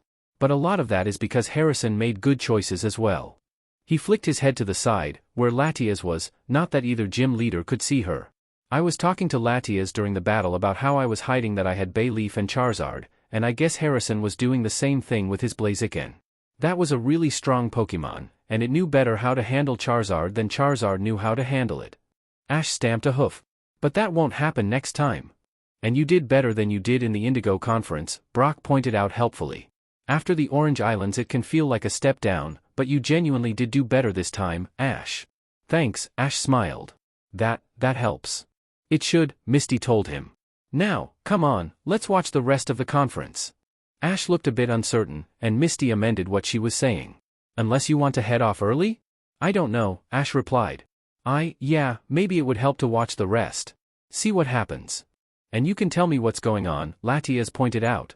Without being too busy trying to decide what to do yourself. That's a good point, Latias, Ash agreed. Then let's go and find some seats. He looked down at his legs. Or, the closest thing that would fit? The Silver Conference and Silver Town behind them, the trio of friends, and their Pokémon, counting Latias as one of those but not counting Ash as one of his own, headed east, towards Kanto. A little way north of Tojo Falls, at a crossroads on the Kanto Road, was when Misty broached a topic that had been sort of hanging overhead for a while. So, what happens now, she asked. My sisters want me to come back to help them in the Cerulean gym. The water specialist sighed. It's weird, I don't know what to think. Back when we visited on Ash's first gym circuit they didn't even think I could do it, and now they want me to take over the battle side of things so they have more time to focus on the water shows. Ash frowned. Well, he shook himself. Misty, our time together has been great. You taught me a lot. But I guess now it's whether what's best for you is to continue traveling with us or not. Misty snorted. It'd help if I knew which of the things I could do was best for me in the first place. She sighed. I guess you have a point, Ash. A good point too. If this had happened before we met it would be the best thing ever, and maybe it still is. The thing is, I think I need to go back home for a bit, Brock admitted. So we might not be traveling together anymore at all. I'll miss both of you, Ash said, bending down and using his knee to swipe at his eyes. But I know we'll meet again no matter how long we spend apart. And I'll be sure to tell you guys when I find out what I am. Now that's what I call a journey of self-discovery, Pikachu sniggered. Speaking of which, where is that journey taking us? He glanced up at where he thought Latias was, but got the direction wrong. Are you coming with us? I want to. Latias answered, giggling as Pikachu tried not to look embarrassed. I might go back to Altoare someday, but it's only been a couple of months now and I'd like to learn more about the rest of the world. Latios says nothing much interesting has happened, and that's more how he likes it than how I like it I think. Ash had been thinking about Pikachu's question. What about Hoenn, he said. That's where Harrison got that cool Kecleon and his Blaziken, and it's not like I can think of anywhere better. Hoenn, Brock repeated. Well, I'm sure you'll enjoy it there, Ash. Thanks. Ash replied. I guess I'll be heading south to Pallet Town to say hi to Mom, and then go to Hoenn from there. We're both heading east, so, goodbye until we meet again, Ash, Misty said. She gave Ash a hug, then Brock did the same, and Ash waited at the crossroads until they were out of sight before turning south. I'm going to miss them, Pikachu sighed. And not just because of Brock's food. Then they all heard a kind of squawk noise. What was that? Latias asked. A Pokémon with wings that shone in red and green and white, tail feathers of finest gold, and with a golden trail behind it that lit up the evening sky, came swooping low over a hill at high speed before flaring his wings and landing with a thump in front of Ash. What? He said. Oh, you're that Pokémon I saw on my first day. Ash realized. Pikachu, did you see him too? I don't remember if you were still awake at that point. Hi. Latias said, shimmering into visibility. Who are you? I don't recognize you. Why are you a Pokémon? The Rainbow Phoenix asked, then refocused. A bit. That is. I am Ho-Oh. And, well, to be honest, the last time I had news of you you were human. I thought that's what you were. Ash said. I recognized you from a carving in the burned tower, but Morty didn't believe me so I thought maybe I'd got it wrong. Ash took a magic potion and it turns out he always was a Pokémon, Pikachu provided. Do you actually know what he is? No, Ho-Oh replied. Which is deeply troubling to me, because I thought I knew all the Pokémon there were in the world. I could certainly be mistaken on that, and apparently I am, but I'm quite sure I know all the Pokémon that aren't legendary Pokémon and even a lot of those. Oh, so that must mean I'm a legendary Pokémon, Ash decided. I wondered but I wasn't sure. So my dad was probably one too. It's a pity that you don't know, but it's still nice to meet you in person. Why did you turn up on Ash's first day? Pikachu checked. There's prophecies about the Chosen One, Ho-Oh answered. I did not expect them to be anything like this literal. Perhaps I should have had Suicune, Entei or Reiku check in on you more recently. Then I would not have been so surprised that my attempt at a dramatic flyby nearly turned into a high-speed crash and impromptu test of my regenerative abilities. Do you know Recover? Ash asked. Because I know Recover, but I've never used it deliberately. I've not been hurt badly enough since finding that out. This is a lot more confusing than I was expecting the day to be, Ho-Oh sighed. Oh make, the Gospel of Oops too. They're going to take Mama away like they took me away, Larvitar said in a thin voice, and Ash tensed. What do you guys think you're doing? He demanded. Stealing Pokemon like that, it's cruel. And taking an egg is even worse. Hey, what's that? Pokemon in a hat, one of the poachers replied, through a megaphone on the crane. You're thinking funny, it's all about money. You're terrible. Ash judged. An orange meteorite shower came blazing out of the heavens, and obliterated the entire crane. Little bits of shrapnel, puddles of briefly molten metal, flaming upholstery, and 3 seriously freaked out Pokemon poacher brothers landed all over the mountainside, the latter dangling from emergency parachutes, and Ash blinked. Looked at his hoof. Did I do that? He asked, turning back to Brock and Misty. Oh, baby, Delia said, crouching down. Ash, it's... Mom, I'm not a baby, Ash defended himself. I've got to the top 8 in the Silver Conference. Not many people do that. Only 8 a year, I think, Pikachu said. Delia shook her head. Ash, you'll always be my baby. She reached out, giving him a hug with sudden strength and conviction, and Ash sort of shifted forwards a bit on his hind legs, rearing up on his forelegs so he could hug his mom back. It's difficult, she admitted. Getting used to the fact this is how you look now. But you're still my baby, Ash. Ash blinked a few times, mostly not sure what to say, then felt one of his mom's hands stroking against his fur. Mom, that tickles, he complained. It's so soft, she said. Ash, I don't know what to say about any of this. I'm sorry if I'm not saying things I should say, or doing things I shouldn't do. This is newer for me than it is for you, even, because you've had some time to get used to all the details. I've only known I'm probably a legendary Pokemon since, yesterday? Ash replied, then squirmed a bit and his mother let him down from their hug. So that's kind of new, but I guess I was suspicious anyway, and I still don't know what it means for Dad. Except that he may have looked like you do now. Pikachu twitched his ears. Got any family photos? I think if Dad looked like I do now it would have been much less of a surprise, Ash replied. Well, Delia began, then shook her head. There's a few things about hair color, but otherwise I can't see anything that would have made me suspicious even if I'd know the kind of Pokemon you are existed. Later that evening, Ash was out in the paddock with his Pokemon when his mother approached him. It's a nice night, isn't it? She asked. Yeah, it is, Ash agreed, looking up at the sky. They were silent for a long moment, then Ash sighed slightly. I hope I find Dad, he said. Out there somewhere, I mean. It'd be nice to know what I am, to go with who I am. There is a difference, Delia nodded. What you are has changed, but who you are is just the same. I knew that, but it's good to hear you say it too, Ash admitted. It makes it more real, I think. Delia smiled. After a few more minutes of silence, broken mostly by the thunder of 30 toros stampeding past, she frowned. So, how do you plan to find your father, Ash? She asked. You said you were going to try, but I don't think you mentioned how. Oh, I just thought I'd go to Hoenn and see if I bump into someone who knows something. Ash replied. I've already met, hang on, 1, 2, at least 11 legendary Pokemon, not counting myself, so I should meet a few more down there. 11? Delia repeated. That is a lot. She smiled. And, Ash, good luck. Thanks. Ash beamed. Well, here we are. Ash said. Little Root Town. Latias made a whistling noise. Hang on, let me check, Pikachu requested, squinting at a nearby sign. Okay, yeah, this is Littleroot. We were on a ferry coming straight here, Pikachu, Ash chuckled. Still not going to take it on faith when you say where we are, Ash, Pikachu replied. I know you. Latias zipped up in the air to have a look around, then descended back to Ash's side. It's a good thing that being invisible like this isn't actually a move, or I'd be way too tired after so many days mostly invisible. I know I could stay in my Pokeball, but that'd be so boring. Yeah, it's kind of a pain, but I guess a Zorua pretending to be a human would have the same thing, Ash said. Okay, so, Professor Oak said I should speak to Professor Birch, I think, and he's supposed to have a lab in Littleroot. Ash, Pikachu and Latias collectively contemplated finding their way through an unfamiliar town to a place they didn't actually know. I'll ask someone, Ash decided, trotting over to the first person he saw on the street. Excuse me?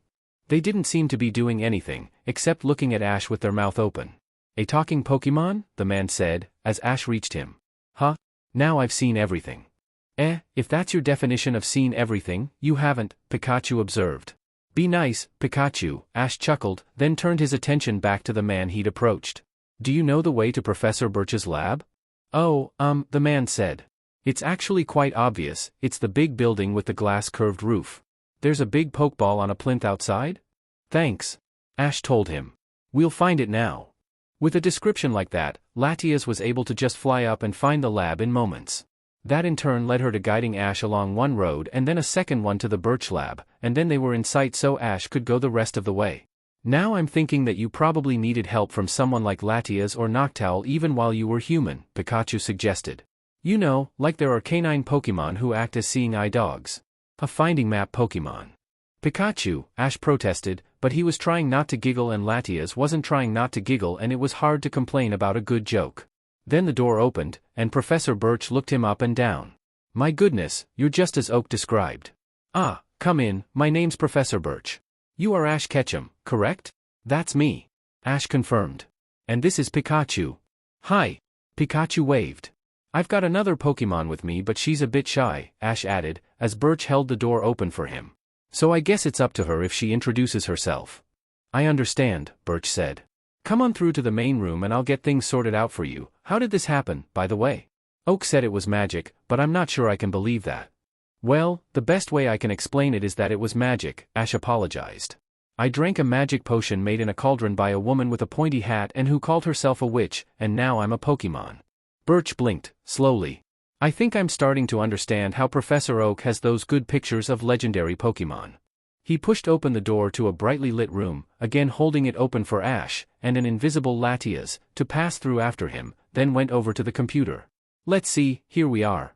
So I'm going to register you for the Hoenn League, and you're having your automatic return threshold raised, is that correct? That's right, Ash said.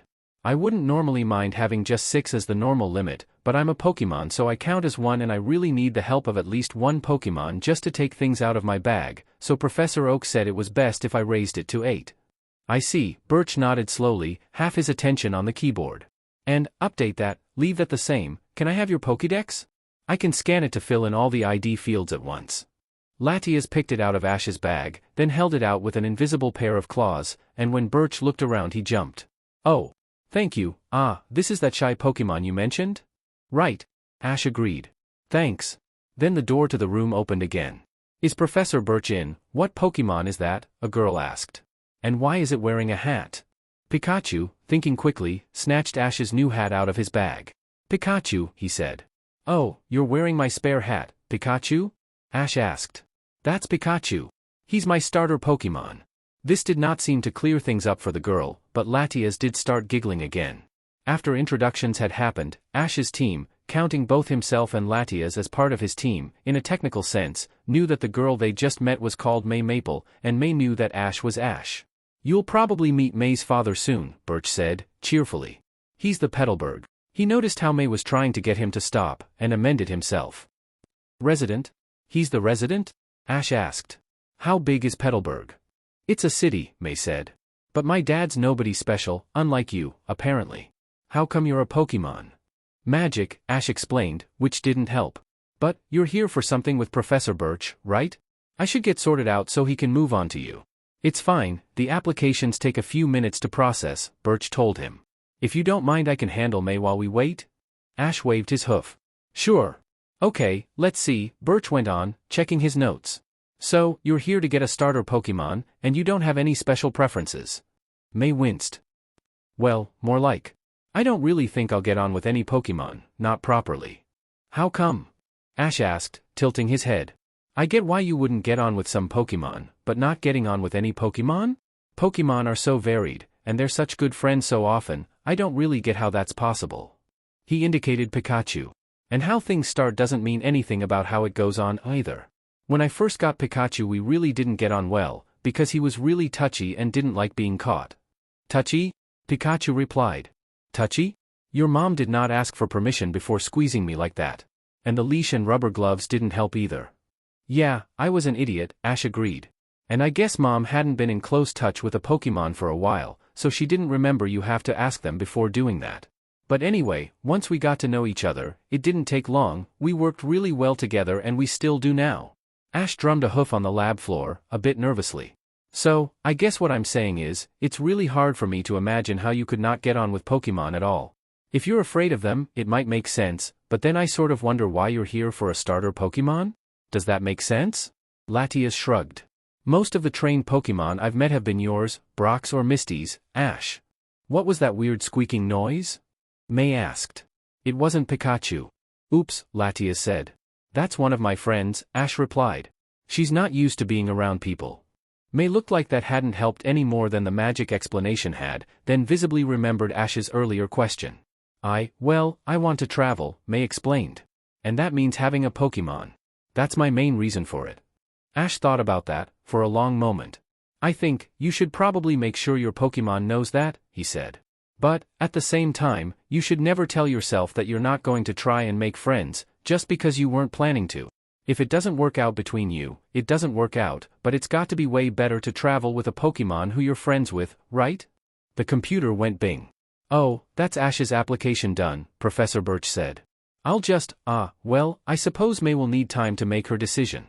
I'll show you the starter Pokémon? He sent out a Mudkip, a Trico and a Torchic, but by the time he was done Ash was frowning again. Professor, he said. I never thought of this before, but why is it that it's only 3 starter Pokémon choices?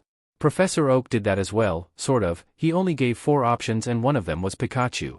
Wouldn't it be better to have more than one Trico, more than one Torchic and more than one Mudkip? It might be, but there's problems with availability, Birch admitted. I could give plenty of choice of Zigzagoon, but most people don't really appreciate that kind of choice. Through a process that made sense to someone, presumably, May and Ash ended up leaving the Birch labs together. May with her Torchic, who was the one choice out of May's 3 options who sounded like he was okay with the idea of giving it a go and seeing if I get on with you, Ash with his properly registered trainer card and updated settings. And Latias with Pikachu, who'd elected to ride on her back for now. I still think that Mudkip was rude, Ash said, looking back at the labs. She might not have wanted to go with you but there was no need for that. No kidding, Latias agreed. Who tries to attack someone if they don't like them? Pikachu coughed. For the first time, Ash was traveling with someone who could move faster than a walk, and that meant he had a good reason to work out how to not only trot but also canter. That meant several false starts, especially when he got mixed up and forgot to unstick a hoof from the road, but eventually he got the hang of it and cantered steadily alongside May's bike. It's different for me, now, because I can understand Pokémon, he said. That sort of came with being turned into one. I don't know if that's normal for that kind of magic though because it's a special case. But I still got to know my Pokémon well before that, even though I couldn't understand them. He frowned a little, thinking. I guess, the most important thing to remember is just that Torchic is as much of a person as anyone else? And you can't understand him, but he can understand you pretty well. Right, May said, trying to split her attention between the conversation and the road ahead. So like how my dad treats a lot of his Pokémon differently to one another? Exactly, Ash agreed. And it'd kind of SCK if my friends treated me like my friend Gary wanted to be treated, especially if they got me clothes that would fit him. Even before, you know. May glanced at Ash. Except hats? Except hats. Ash agreed. Hats work great. So, I should ask Torchic what he thinks, May said, trying to get it straight. And if there's something in particular he wants to do? Ash nodded. Yeah, he confirmed for her. And, on top of that, well, you said you wanted to travel, but what do you want to do while you travel? Huh? May asked. Ash, people travel for reasons that aren't challenging gyms, Pikachu sniggered. Like what? Ash replied. They went past someone heading in the other direction, who seemed to be quite confused by the sight of them. It was hard to be sure, but he kept staring at them right from the moment they came into line of sight and kept staring until they went past, jogging straight ahead all the way. Which made it a bit of a pity the road curved there, really. They got to Petalburg by about the middle of the afternoon, which left Ash's legs aching slightly after an unusual kind of workout, and something occurred to him as he followed May to the Petalburg gym. Depending on whether you want to meet more Pokémon, it might actually be a bad idea to cycle everywhere, he said. It makes it harder to meet Pokémon because you go past them so quickly, they don't have a chance to meet you and you don't have a chance to meet them either. And I guess if you don't want more Pokémon, that's fine, but you end up losing the chance. Pikachu sniggered. And, Ash being Ash, he'd probably trip over a good Pokémon for him, but it's a good point anyway. I guess that's a good point, but... May shrugged. I'm still not sure if I'm going to catch more Pokemon at all. I mostly got a Pokemon because my dad thought it was a good idea, not because, well. She shrugged, and Ash frowned. Well, if you decide what to do, that might help, he said. We could try out having a battle in a bit. This is the gym, right? May nodded. Ash knocked on the door with a hoof, and it opened. Aha, Challenger, a young boy said. Welcome to Why Are You a Pokemon? What Pokemon are you? Is that a flying Pikachu? Hi May, what's going on? That's funny, Ash frowned, glancing at May. Didn't you say this was the gym? As it turned out, this was the gym, but the young boy wasn't the gym leader. Instead, he was May's younger brother Max, and their father Norman was the gym leader. Fascinating, Norman said, once he'd shaken Ash's hoof. So you're a Pokemon and a trainer? Yes, I did hear something about that. What type are you? I don't actually know, Ash admitted. Professor Oak wasn't sure of a good way to test it. Fortunately, I've got an idea about that, Norman told him. You see, the normal type isn't just the type of the most basic no-frills Pokemon, despite how it might sound. It's the most fundamental type of all, and I know just how to find out what type you might be, because the normal type combines with so many others. You see, the best way to find out what type you are involves immunities. Ash thought about that. Right, he said.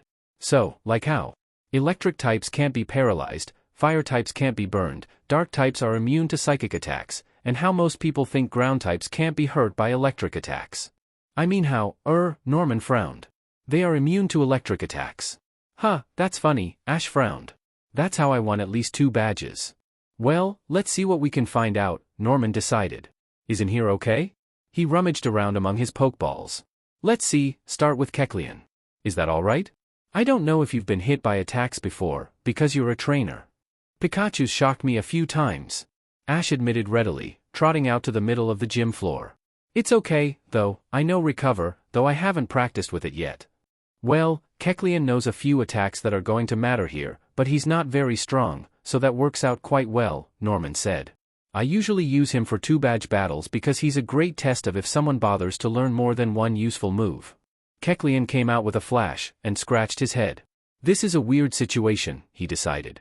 Yeah, we're experimenting, Ash agreed. Shadow Ball, Norman called. The attack went right through Ash. Well, that was quick, Norman added.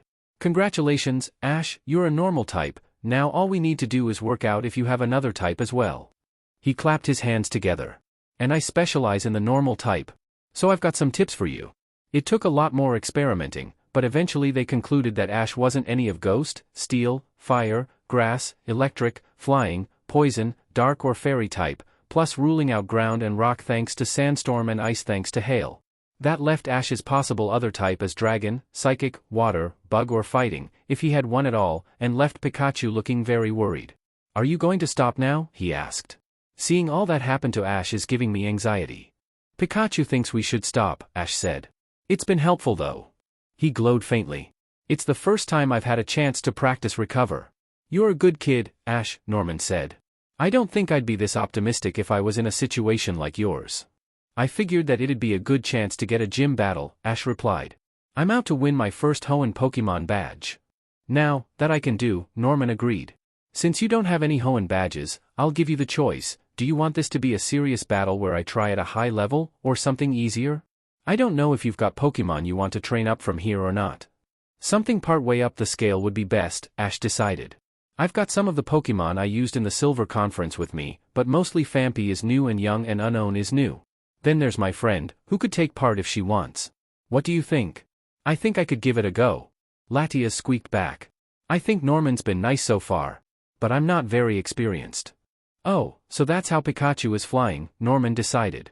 This is such a weird situation, Max said quietly. She says she's okay with it, so it'll be her first battle, Ash decided. Ash opened with Phanpy, thanks to Latias giving him the right Pokeball, and Norman's response was a Vigoroth. Oh, boy, time for a battle. Phanpy said. What should I know about this one, Ash? They're active, I think, Ash told him, as Norman signaled for the battle to begin. Let's go. Rollout. Phanpy used Rollout, and Vigoroth dodged to the side before countering with a Scratch attack. Stay on the move, Vigoroth, Norman said. As Phanpy gets faster he'll hit harder, but he'll also have more trouble steering. Phanpy went back in the other direction. And get ready to use Flamethrower, Norman added. Now. Swerve. Ash called, and Phanpy leaned sharply to the left. It shed a bit of his momentum, but it also meant he turned much more sharply than Vigoroth was expecting and hit the normal type a stunning blow that sent them staggering backwards. Great, Ash said, as Phampi uncurled for a moment to shake off the soot from the flamethrower. Keep it up. After Vigoroth, Norman sent out a slaking, which knocked Phampi quite easily through the wall and then had a lot more trouble with Unown. Unown, for their part, had a lot more trouble with slaking. The big burly Pokémon hit hard when it could be bothered to hit, and it shrugged off a lot of hidden power attacks, but eventually enough hidden power fightings proved decisive and knocked slaking out. Now, you said she's not very experienced, so I've picked Blissey, Norman said, sending the normal type out. She's tough, but, well, let's see if you can deal with her. Pikachu crossed from Latia's back to Ash's back, and Latia's decloaked. But that dash, Max began, pointing. That's a legendary Pokémon. She's beautiful, May whispered. Wow. Latias waved, a bit embarrassed, then focused on Blissey. Okay, Ash, what should I do? Begin with Headbutt. Ash said. Got it. Latias replied, actually using the move this time, and knocked Blissey through the wall. Ah, right, Norman mused. Physics. I should remember to discuss that first. A few minutes later, Blissey had been retrieved and Norman got out one of his badges. This is the balance badge, he said, crouching down to make it easier on Ash, and Ash took it. Then looked around. There it is again. That voice, right? Pikachu asked. What did it say this time? 3 beings whose power can hold both time and space fixed, Ash repeated. Did I change color? I don't think I did. Can't see any sign from here, Pikachu reported. Change color? Norman repeated. And what voice?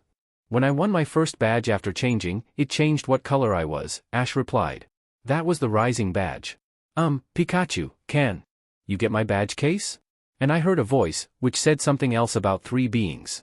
That's funny. It's like it's talking about the same thing. Record it before you forget it, Pikachu advised. Like you did with the rising badge one. Ash demonstrated changing color, and Norman frowned. You know, I think you might actually be pure normal, but we can't prove it for sure yet, he said. I've got an idea for a test, but why don't you come back here once you've got a few more badges?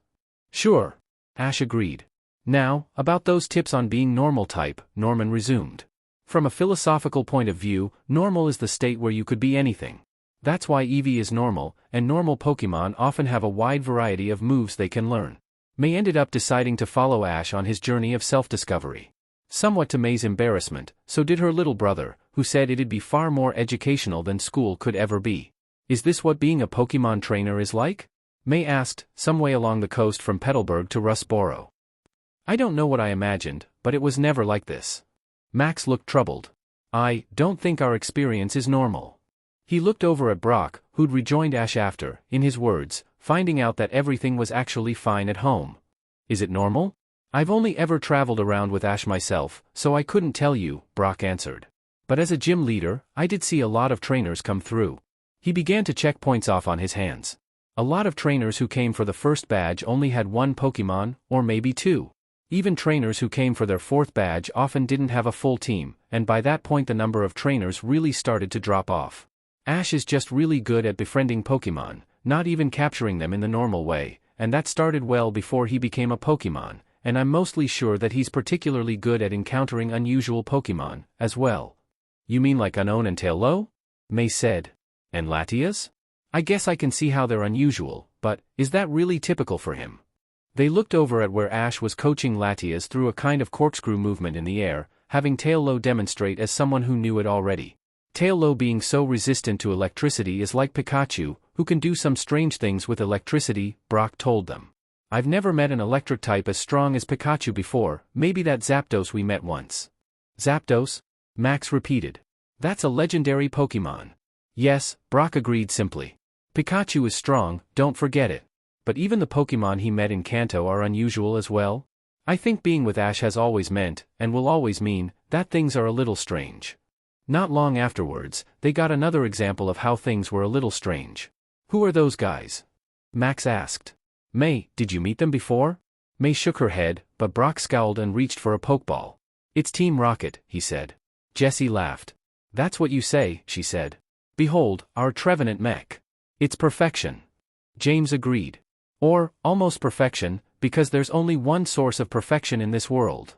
To present the world with imitations. Jessie announced. James put his hand over his heart. To embrace our own purification. To denounce all senseless exploitation. And excuse another's illumination. James agreed. The two of them put on large hats. Jesse. James.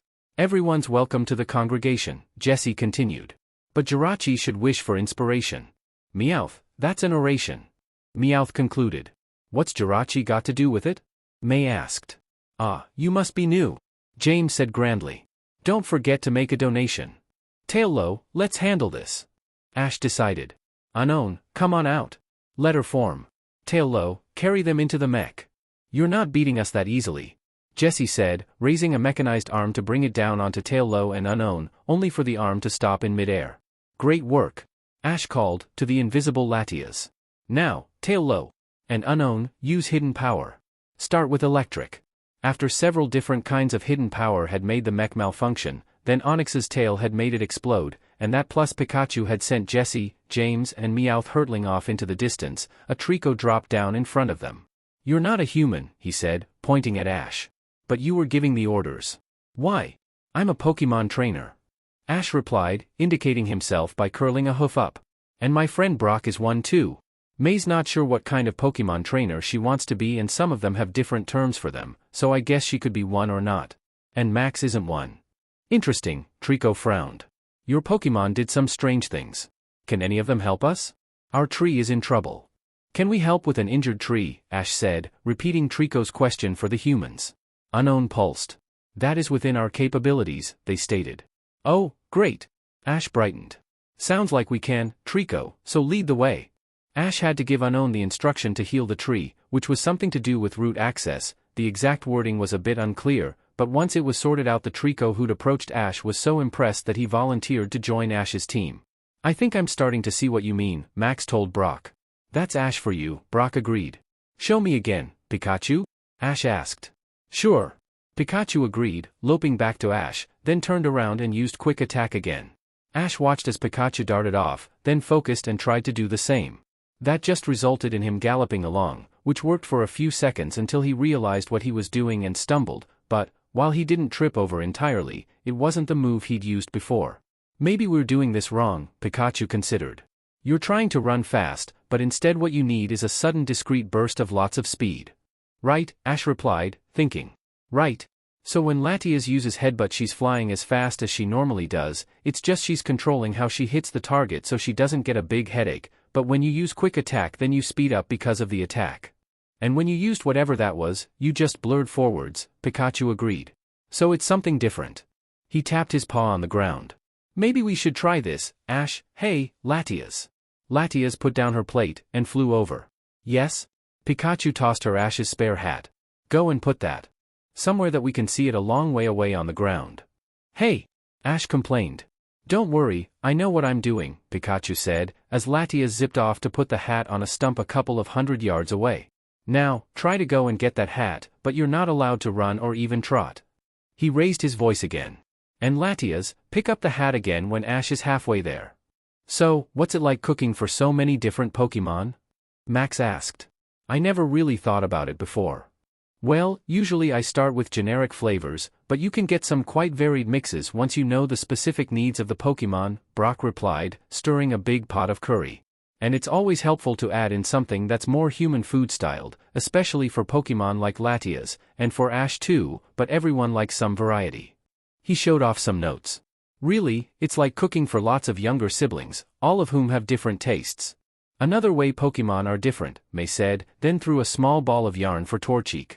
Her fire-type ran for it, snagged it before it had stopped moving, and threw it up into the air to bounce on his head. Tour! She smiled at how proud he was. Looks like that was especially effective on Yarn. Should I be teaching him a move, though? Moves can come in time, Brock said. A bond between trainer and Pokemon is really important to build, though. Then there was a sort of bang noise, and Taillow took off to see what was going on. I've done that move again. Ash called. Since Ash didn't really know what it meant to ease off on something, the next half hour or so was notable for how many times he went rocketing across Pikachu's impromptu move learning area until he was finally able to get it to fire off when he needed to. It's tiring, though, he added. My legs ache a lot now. Well, if it's a move that's draining to the Pokemon who uses it, that would explain it, Brock said. Actually, let's see what it is. Latias got out Ash's Pokédex, passed it to Pikachu, and Pikachu stepped back a bit to check the updated information. There is a new one on here, he said. Actually, is that a move name or a description? The phone rang. Norman picked it up. Hello, May. It's great to hear from you, sweetheart. How are you doing? Pause. Rustboro, huh? That sounds like, oh, you saw a contest? Norman laughed. It sounds like you had a lot of fun. Well, it's definitely something you could do, May. No, I wouldn't mind at all.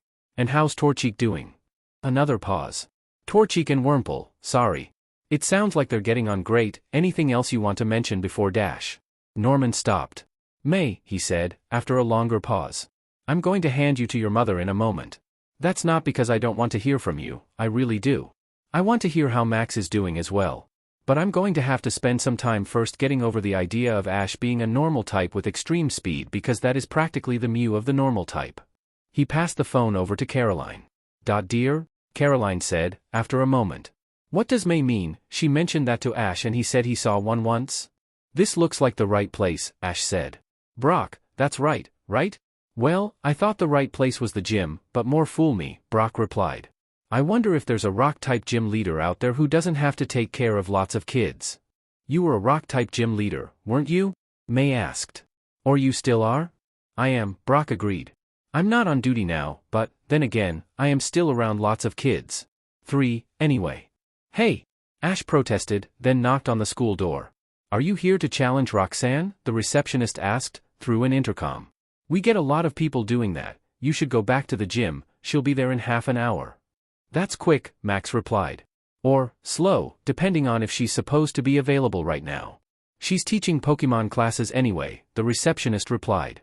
It just gets turned into a practical lesson. Oh, how many badges do you have? 21, but 4 of them are from the Orange Islands and only 1 is from Hoenn, Ash answered. I'm planning on using one of my new Hoenn Pokémon and one of my veterans from Kanto first. Thank you, the receptionist replied. I'll make sure Roxanne knows that. That seems efficient, Pikachu said. Actually, so far Hoenn gyms seem very well organized. I guess they are, Ash agreed, as they turned to head back to the Rustboro gym. So far we haven't had anyone whose Pokémon was sick, who refused to battle, who was just giving away badges, who refused to let boys in Dash. Ash, she was fine letting boys in, she just didn't like it when you insulted her perfume Dash, Brock countered. Who hid their gyms, got Team Rocket to handle the gym battles, or turned challengers into dolls, Ash concluded. So, you know. Great so far. I'm glad I don't want to do the gym challenge, May admitted softly. I'm worried, Max replied. I do want to. At the Rustboro gym, Ash pranced back and forth a bit as they waited in the lobby. You're okay with this, right? He asked, glancing back. Latias, you know which one's which? Yep, Latias confirmed.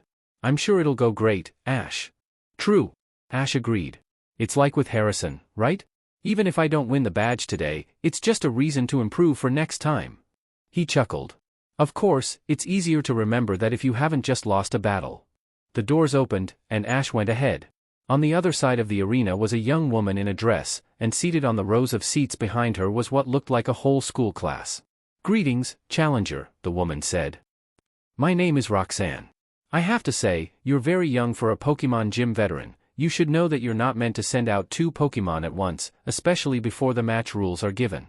Can I see your trainer card? Oh, sure, Ash said.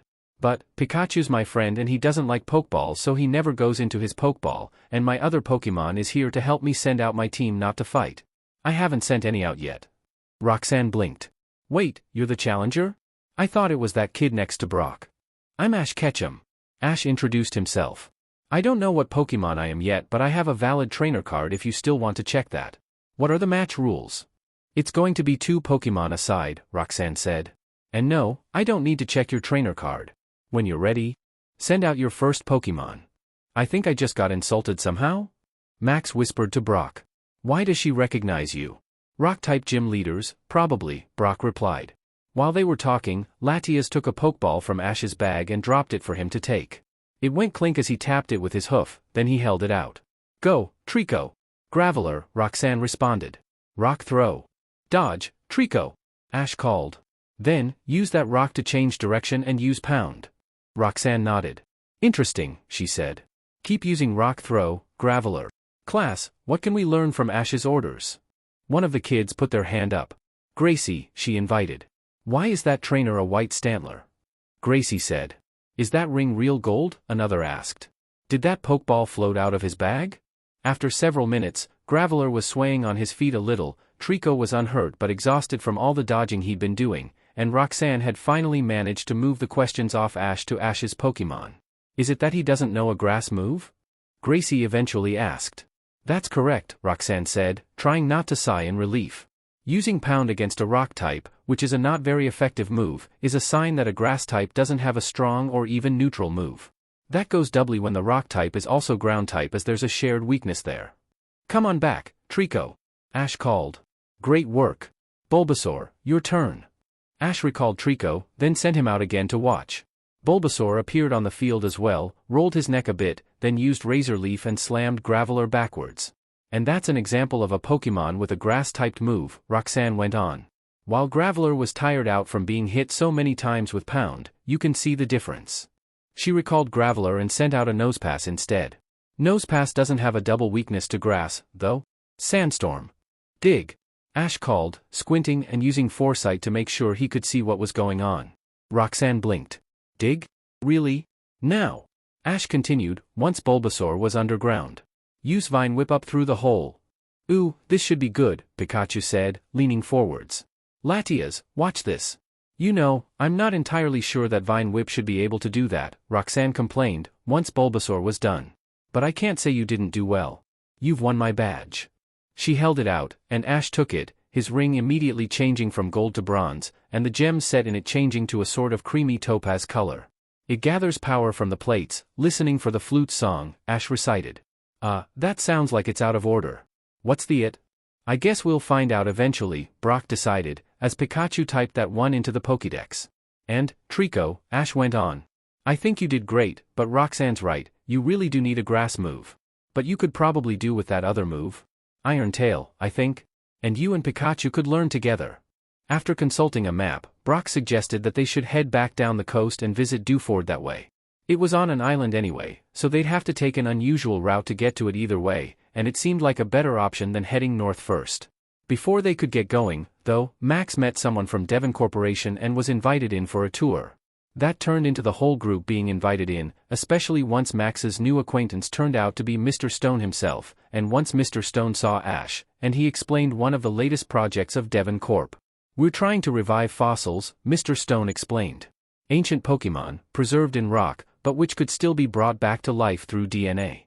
Oh, I think I've met some of those, Ash replied, frowning. Some of them revived while we were there, but other ones had already revived or maybe were breeding populations already. Does it happen naturally? I didn't think so, Mr. Stone admitted. But if you've seen it happen, then it must be possible. I guess whatever causes it is unknown, then, Max said. One of Ash's Pokeballs opened. Pikachu sniggered. No, not you, Unknown.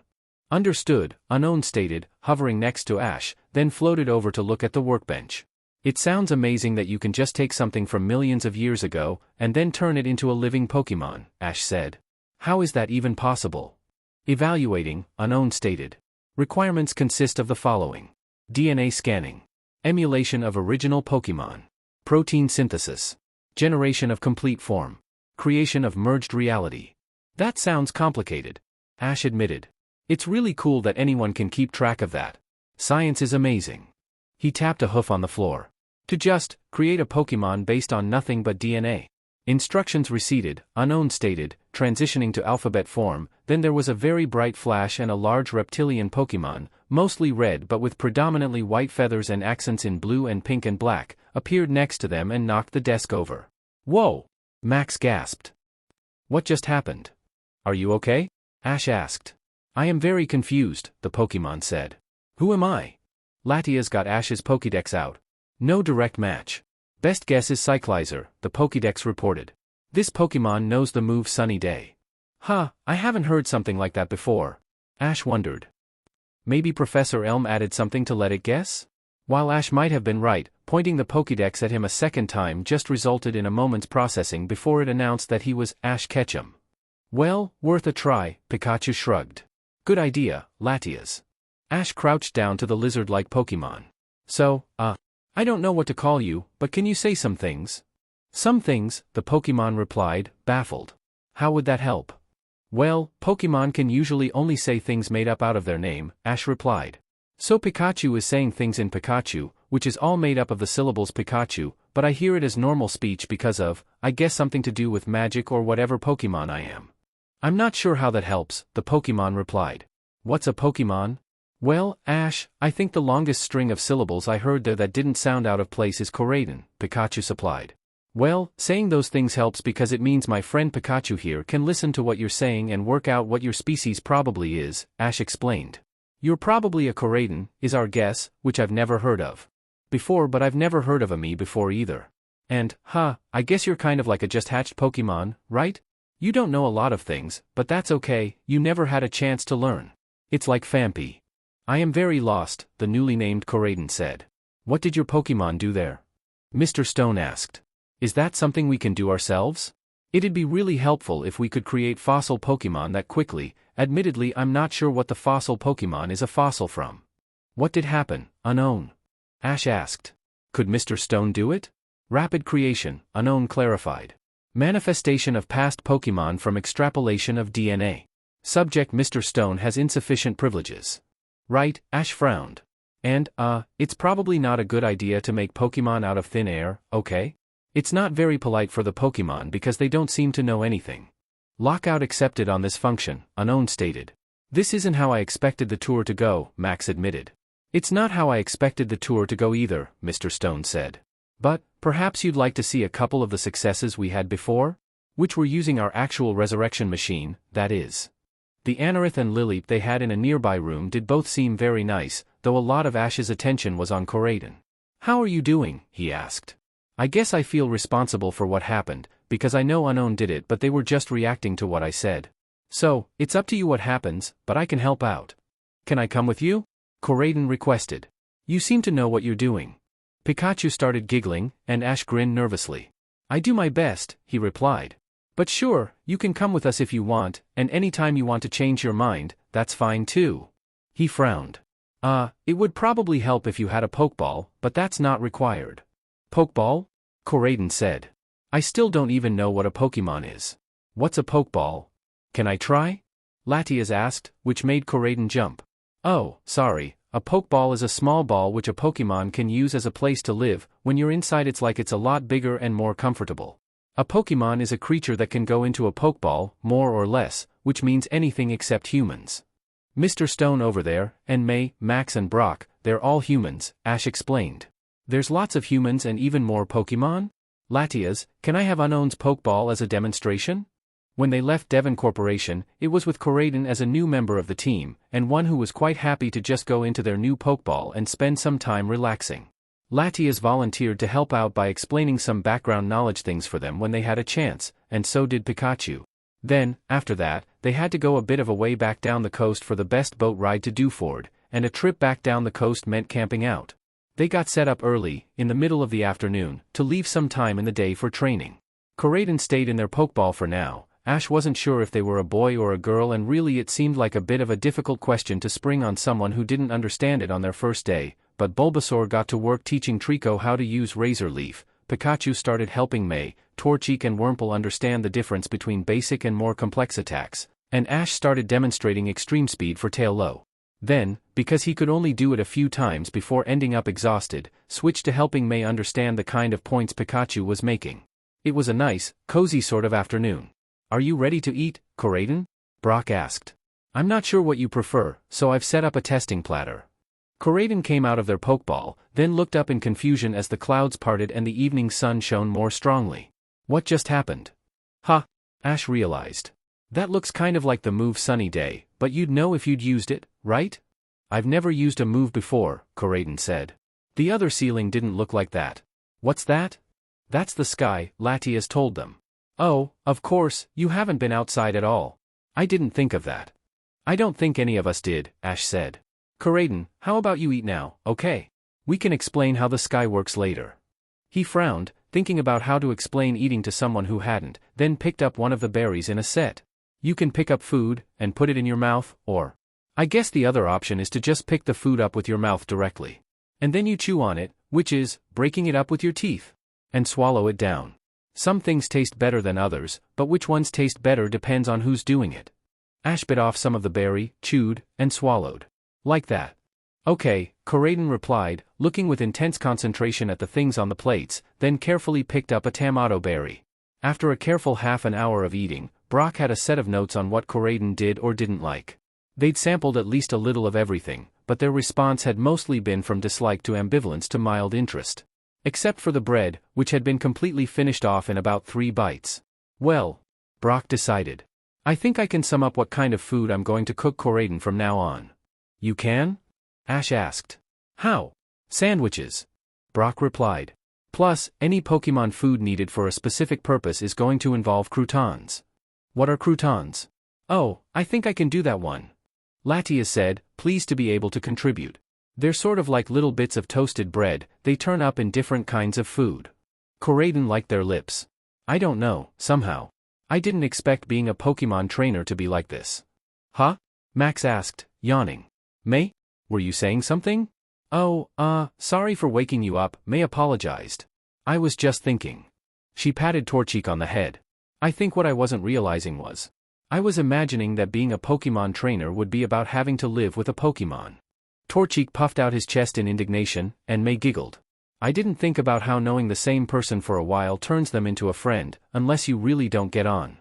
I guess, Max nodded, still a bit bleary, then rubbed his eyes. It's morning, right? Looks like, May confirmed. Check your Pokenav, maybe? Oh, yeah, Max realized. Yeah, it's morning, technically, how are you so awake? I probably got to sleep before you. May suggested.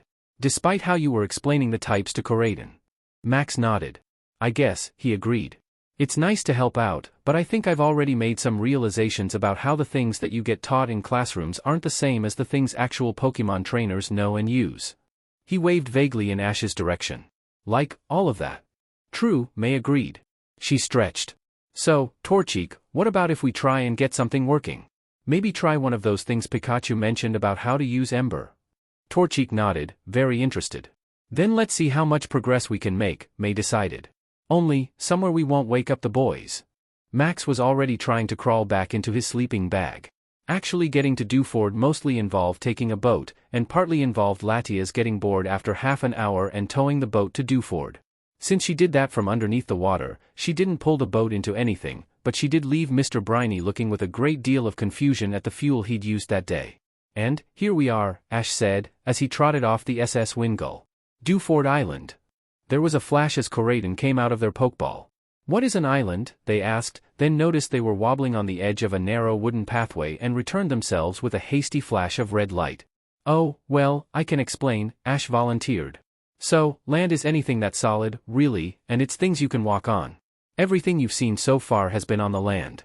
But water is like what we had to drink during our picnics, but when there's a lot of it it fills up some of the lower places there are, so high places are land and lower places are pools of water. And an island is land surrounded by water. Brock sort of nodded to himself as he went over what Ash had said, then nodded again more firmly. I think that about covers it, Ash, at least the simple explanation. So, are you going to challenge the gym? Max asked. Maybe, Ash replied, looking thoughtful. Brawly's fighting type, right? Yeah, Max agreed. But I'm sure Dad could beat him. I want to make sure Tailow's ready for it, Ash explained. And probably Trico if I'm going to use him twice in a row, it'd probably be good for him, but I want to make sure. He tapped a hoof. I was thinking about it after what happened where Corraden got made. Corraden didn't know anything, so you really have to think about how you explain things to them, but it's better to think about how a Pokemon's going to fight and get the obvious things they'll need sorted out first, right? And I wouldn't want to leave Dewford without actually looking around, anyway, though I guess I could try today or tomorrow, then have a rematch if it doesn't work. He shrugged, making his golden ring sway a bit. But let's go and get something to eat first. Professor Oak's first letter to the Shrine Guardian. I hope this letter finds you well, Miss Melody. Madam? I don't know the correct term of respect. You may be surprised by my writing to you, but hopefully the rest of the letter will explain. You see, I want to ask for your advice, and in particular your help and the advice of someone you might be in contact with, regarding Ash Ketchum. We both remember the incident at Shamuti, I'm sure, but Ash has just kept coming up with more surprises. Without going into the details of his whole career to date, I will simply say that the incident at Shimudi was not the last time he has run into legendary Pokémon, and that he, himself, has now been turned into what may well be a legendary Pokémon. Yes, I realize that this may seem unbelievable, but I wish to assure you that the previous paragraph was entirely correct in every particular. I do not know the extent to which you have the ability to contact the legendary Pokémon Lugia under normal circumstances, or whether your ritual and the prophecy attached to it has any lore that Ash does not remember or that I did not see, but I enclose photographs of Ash's current form in the hopes that you will be able to provide some illumination. Please understand that I am not expecting a complete answer.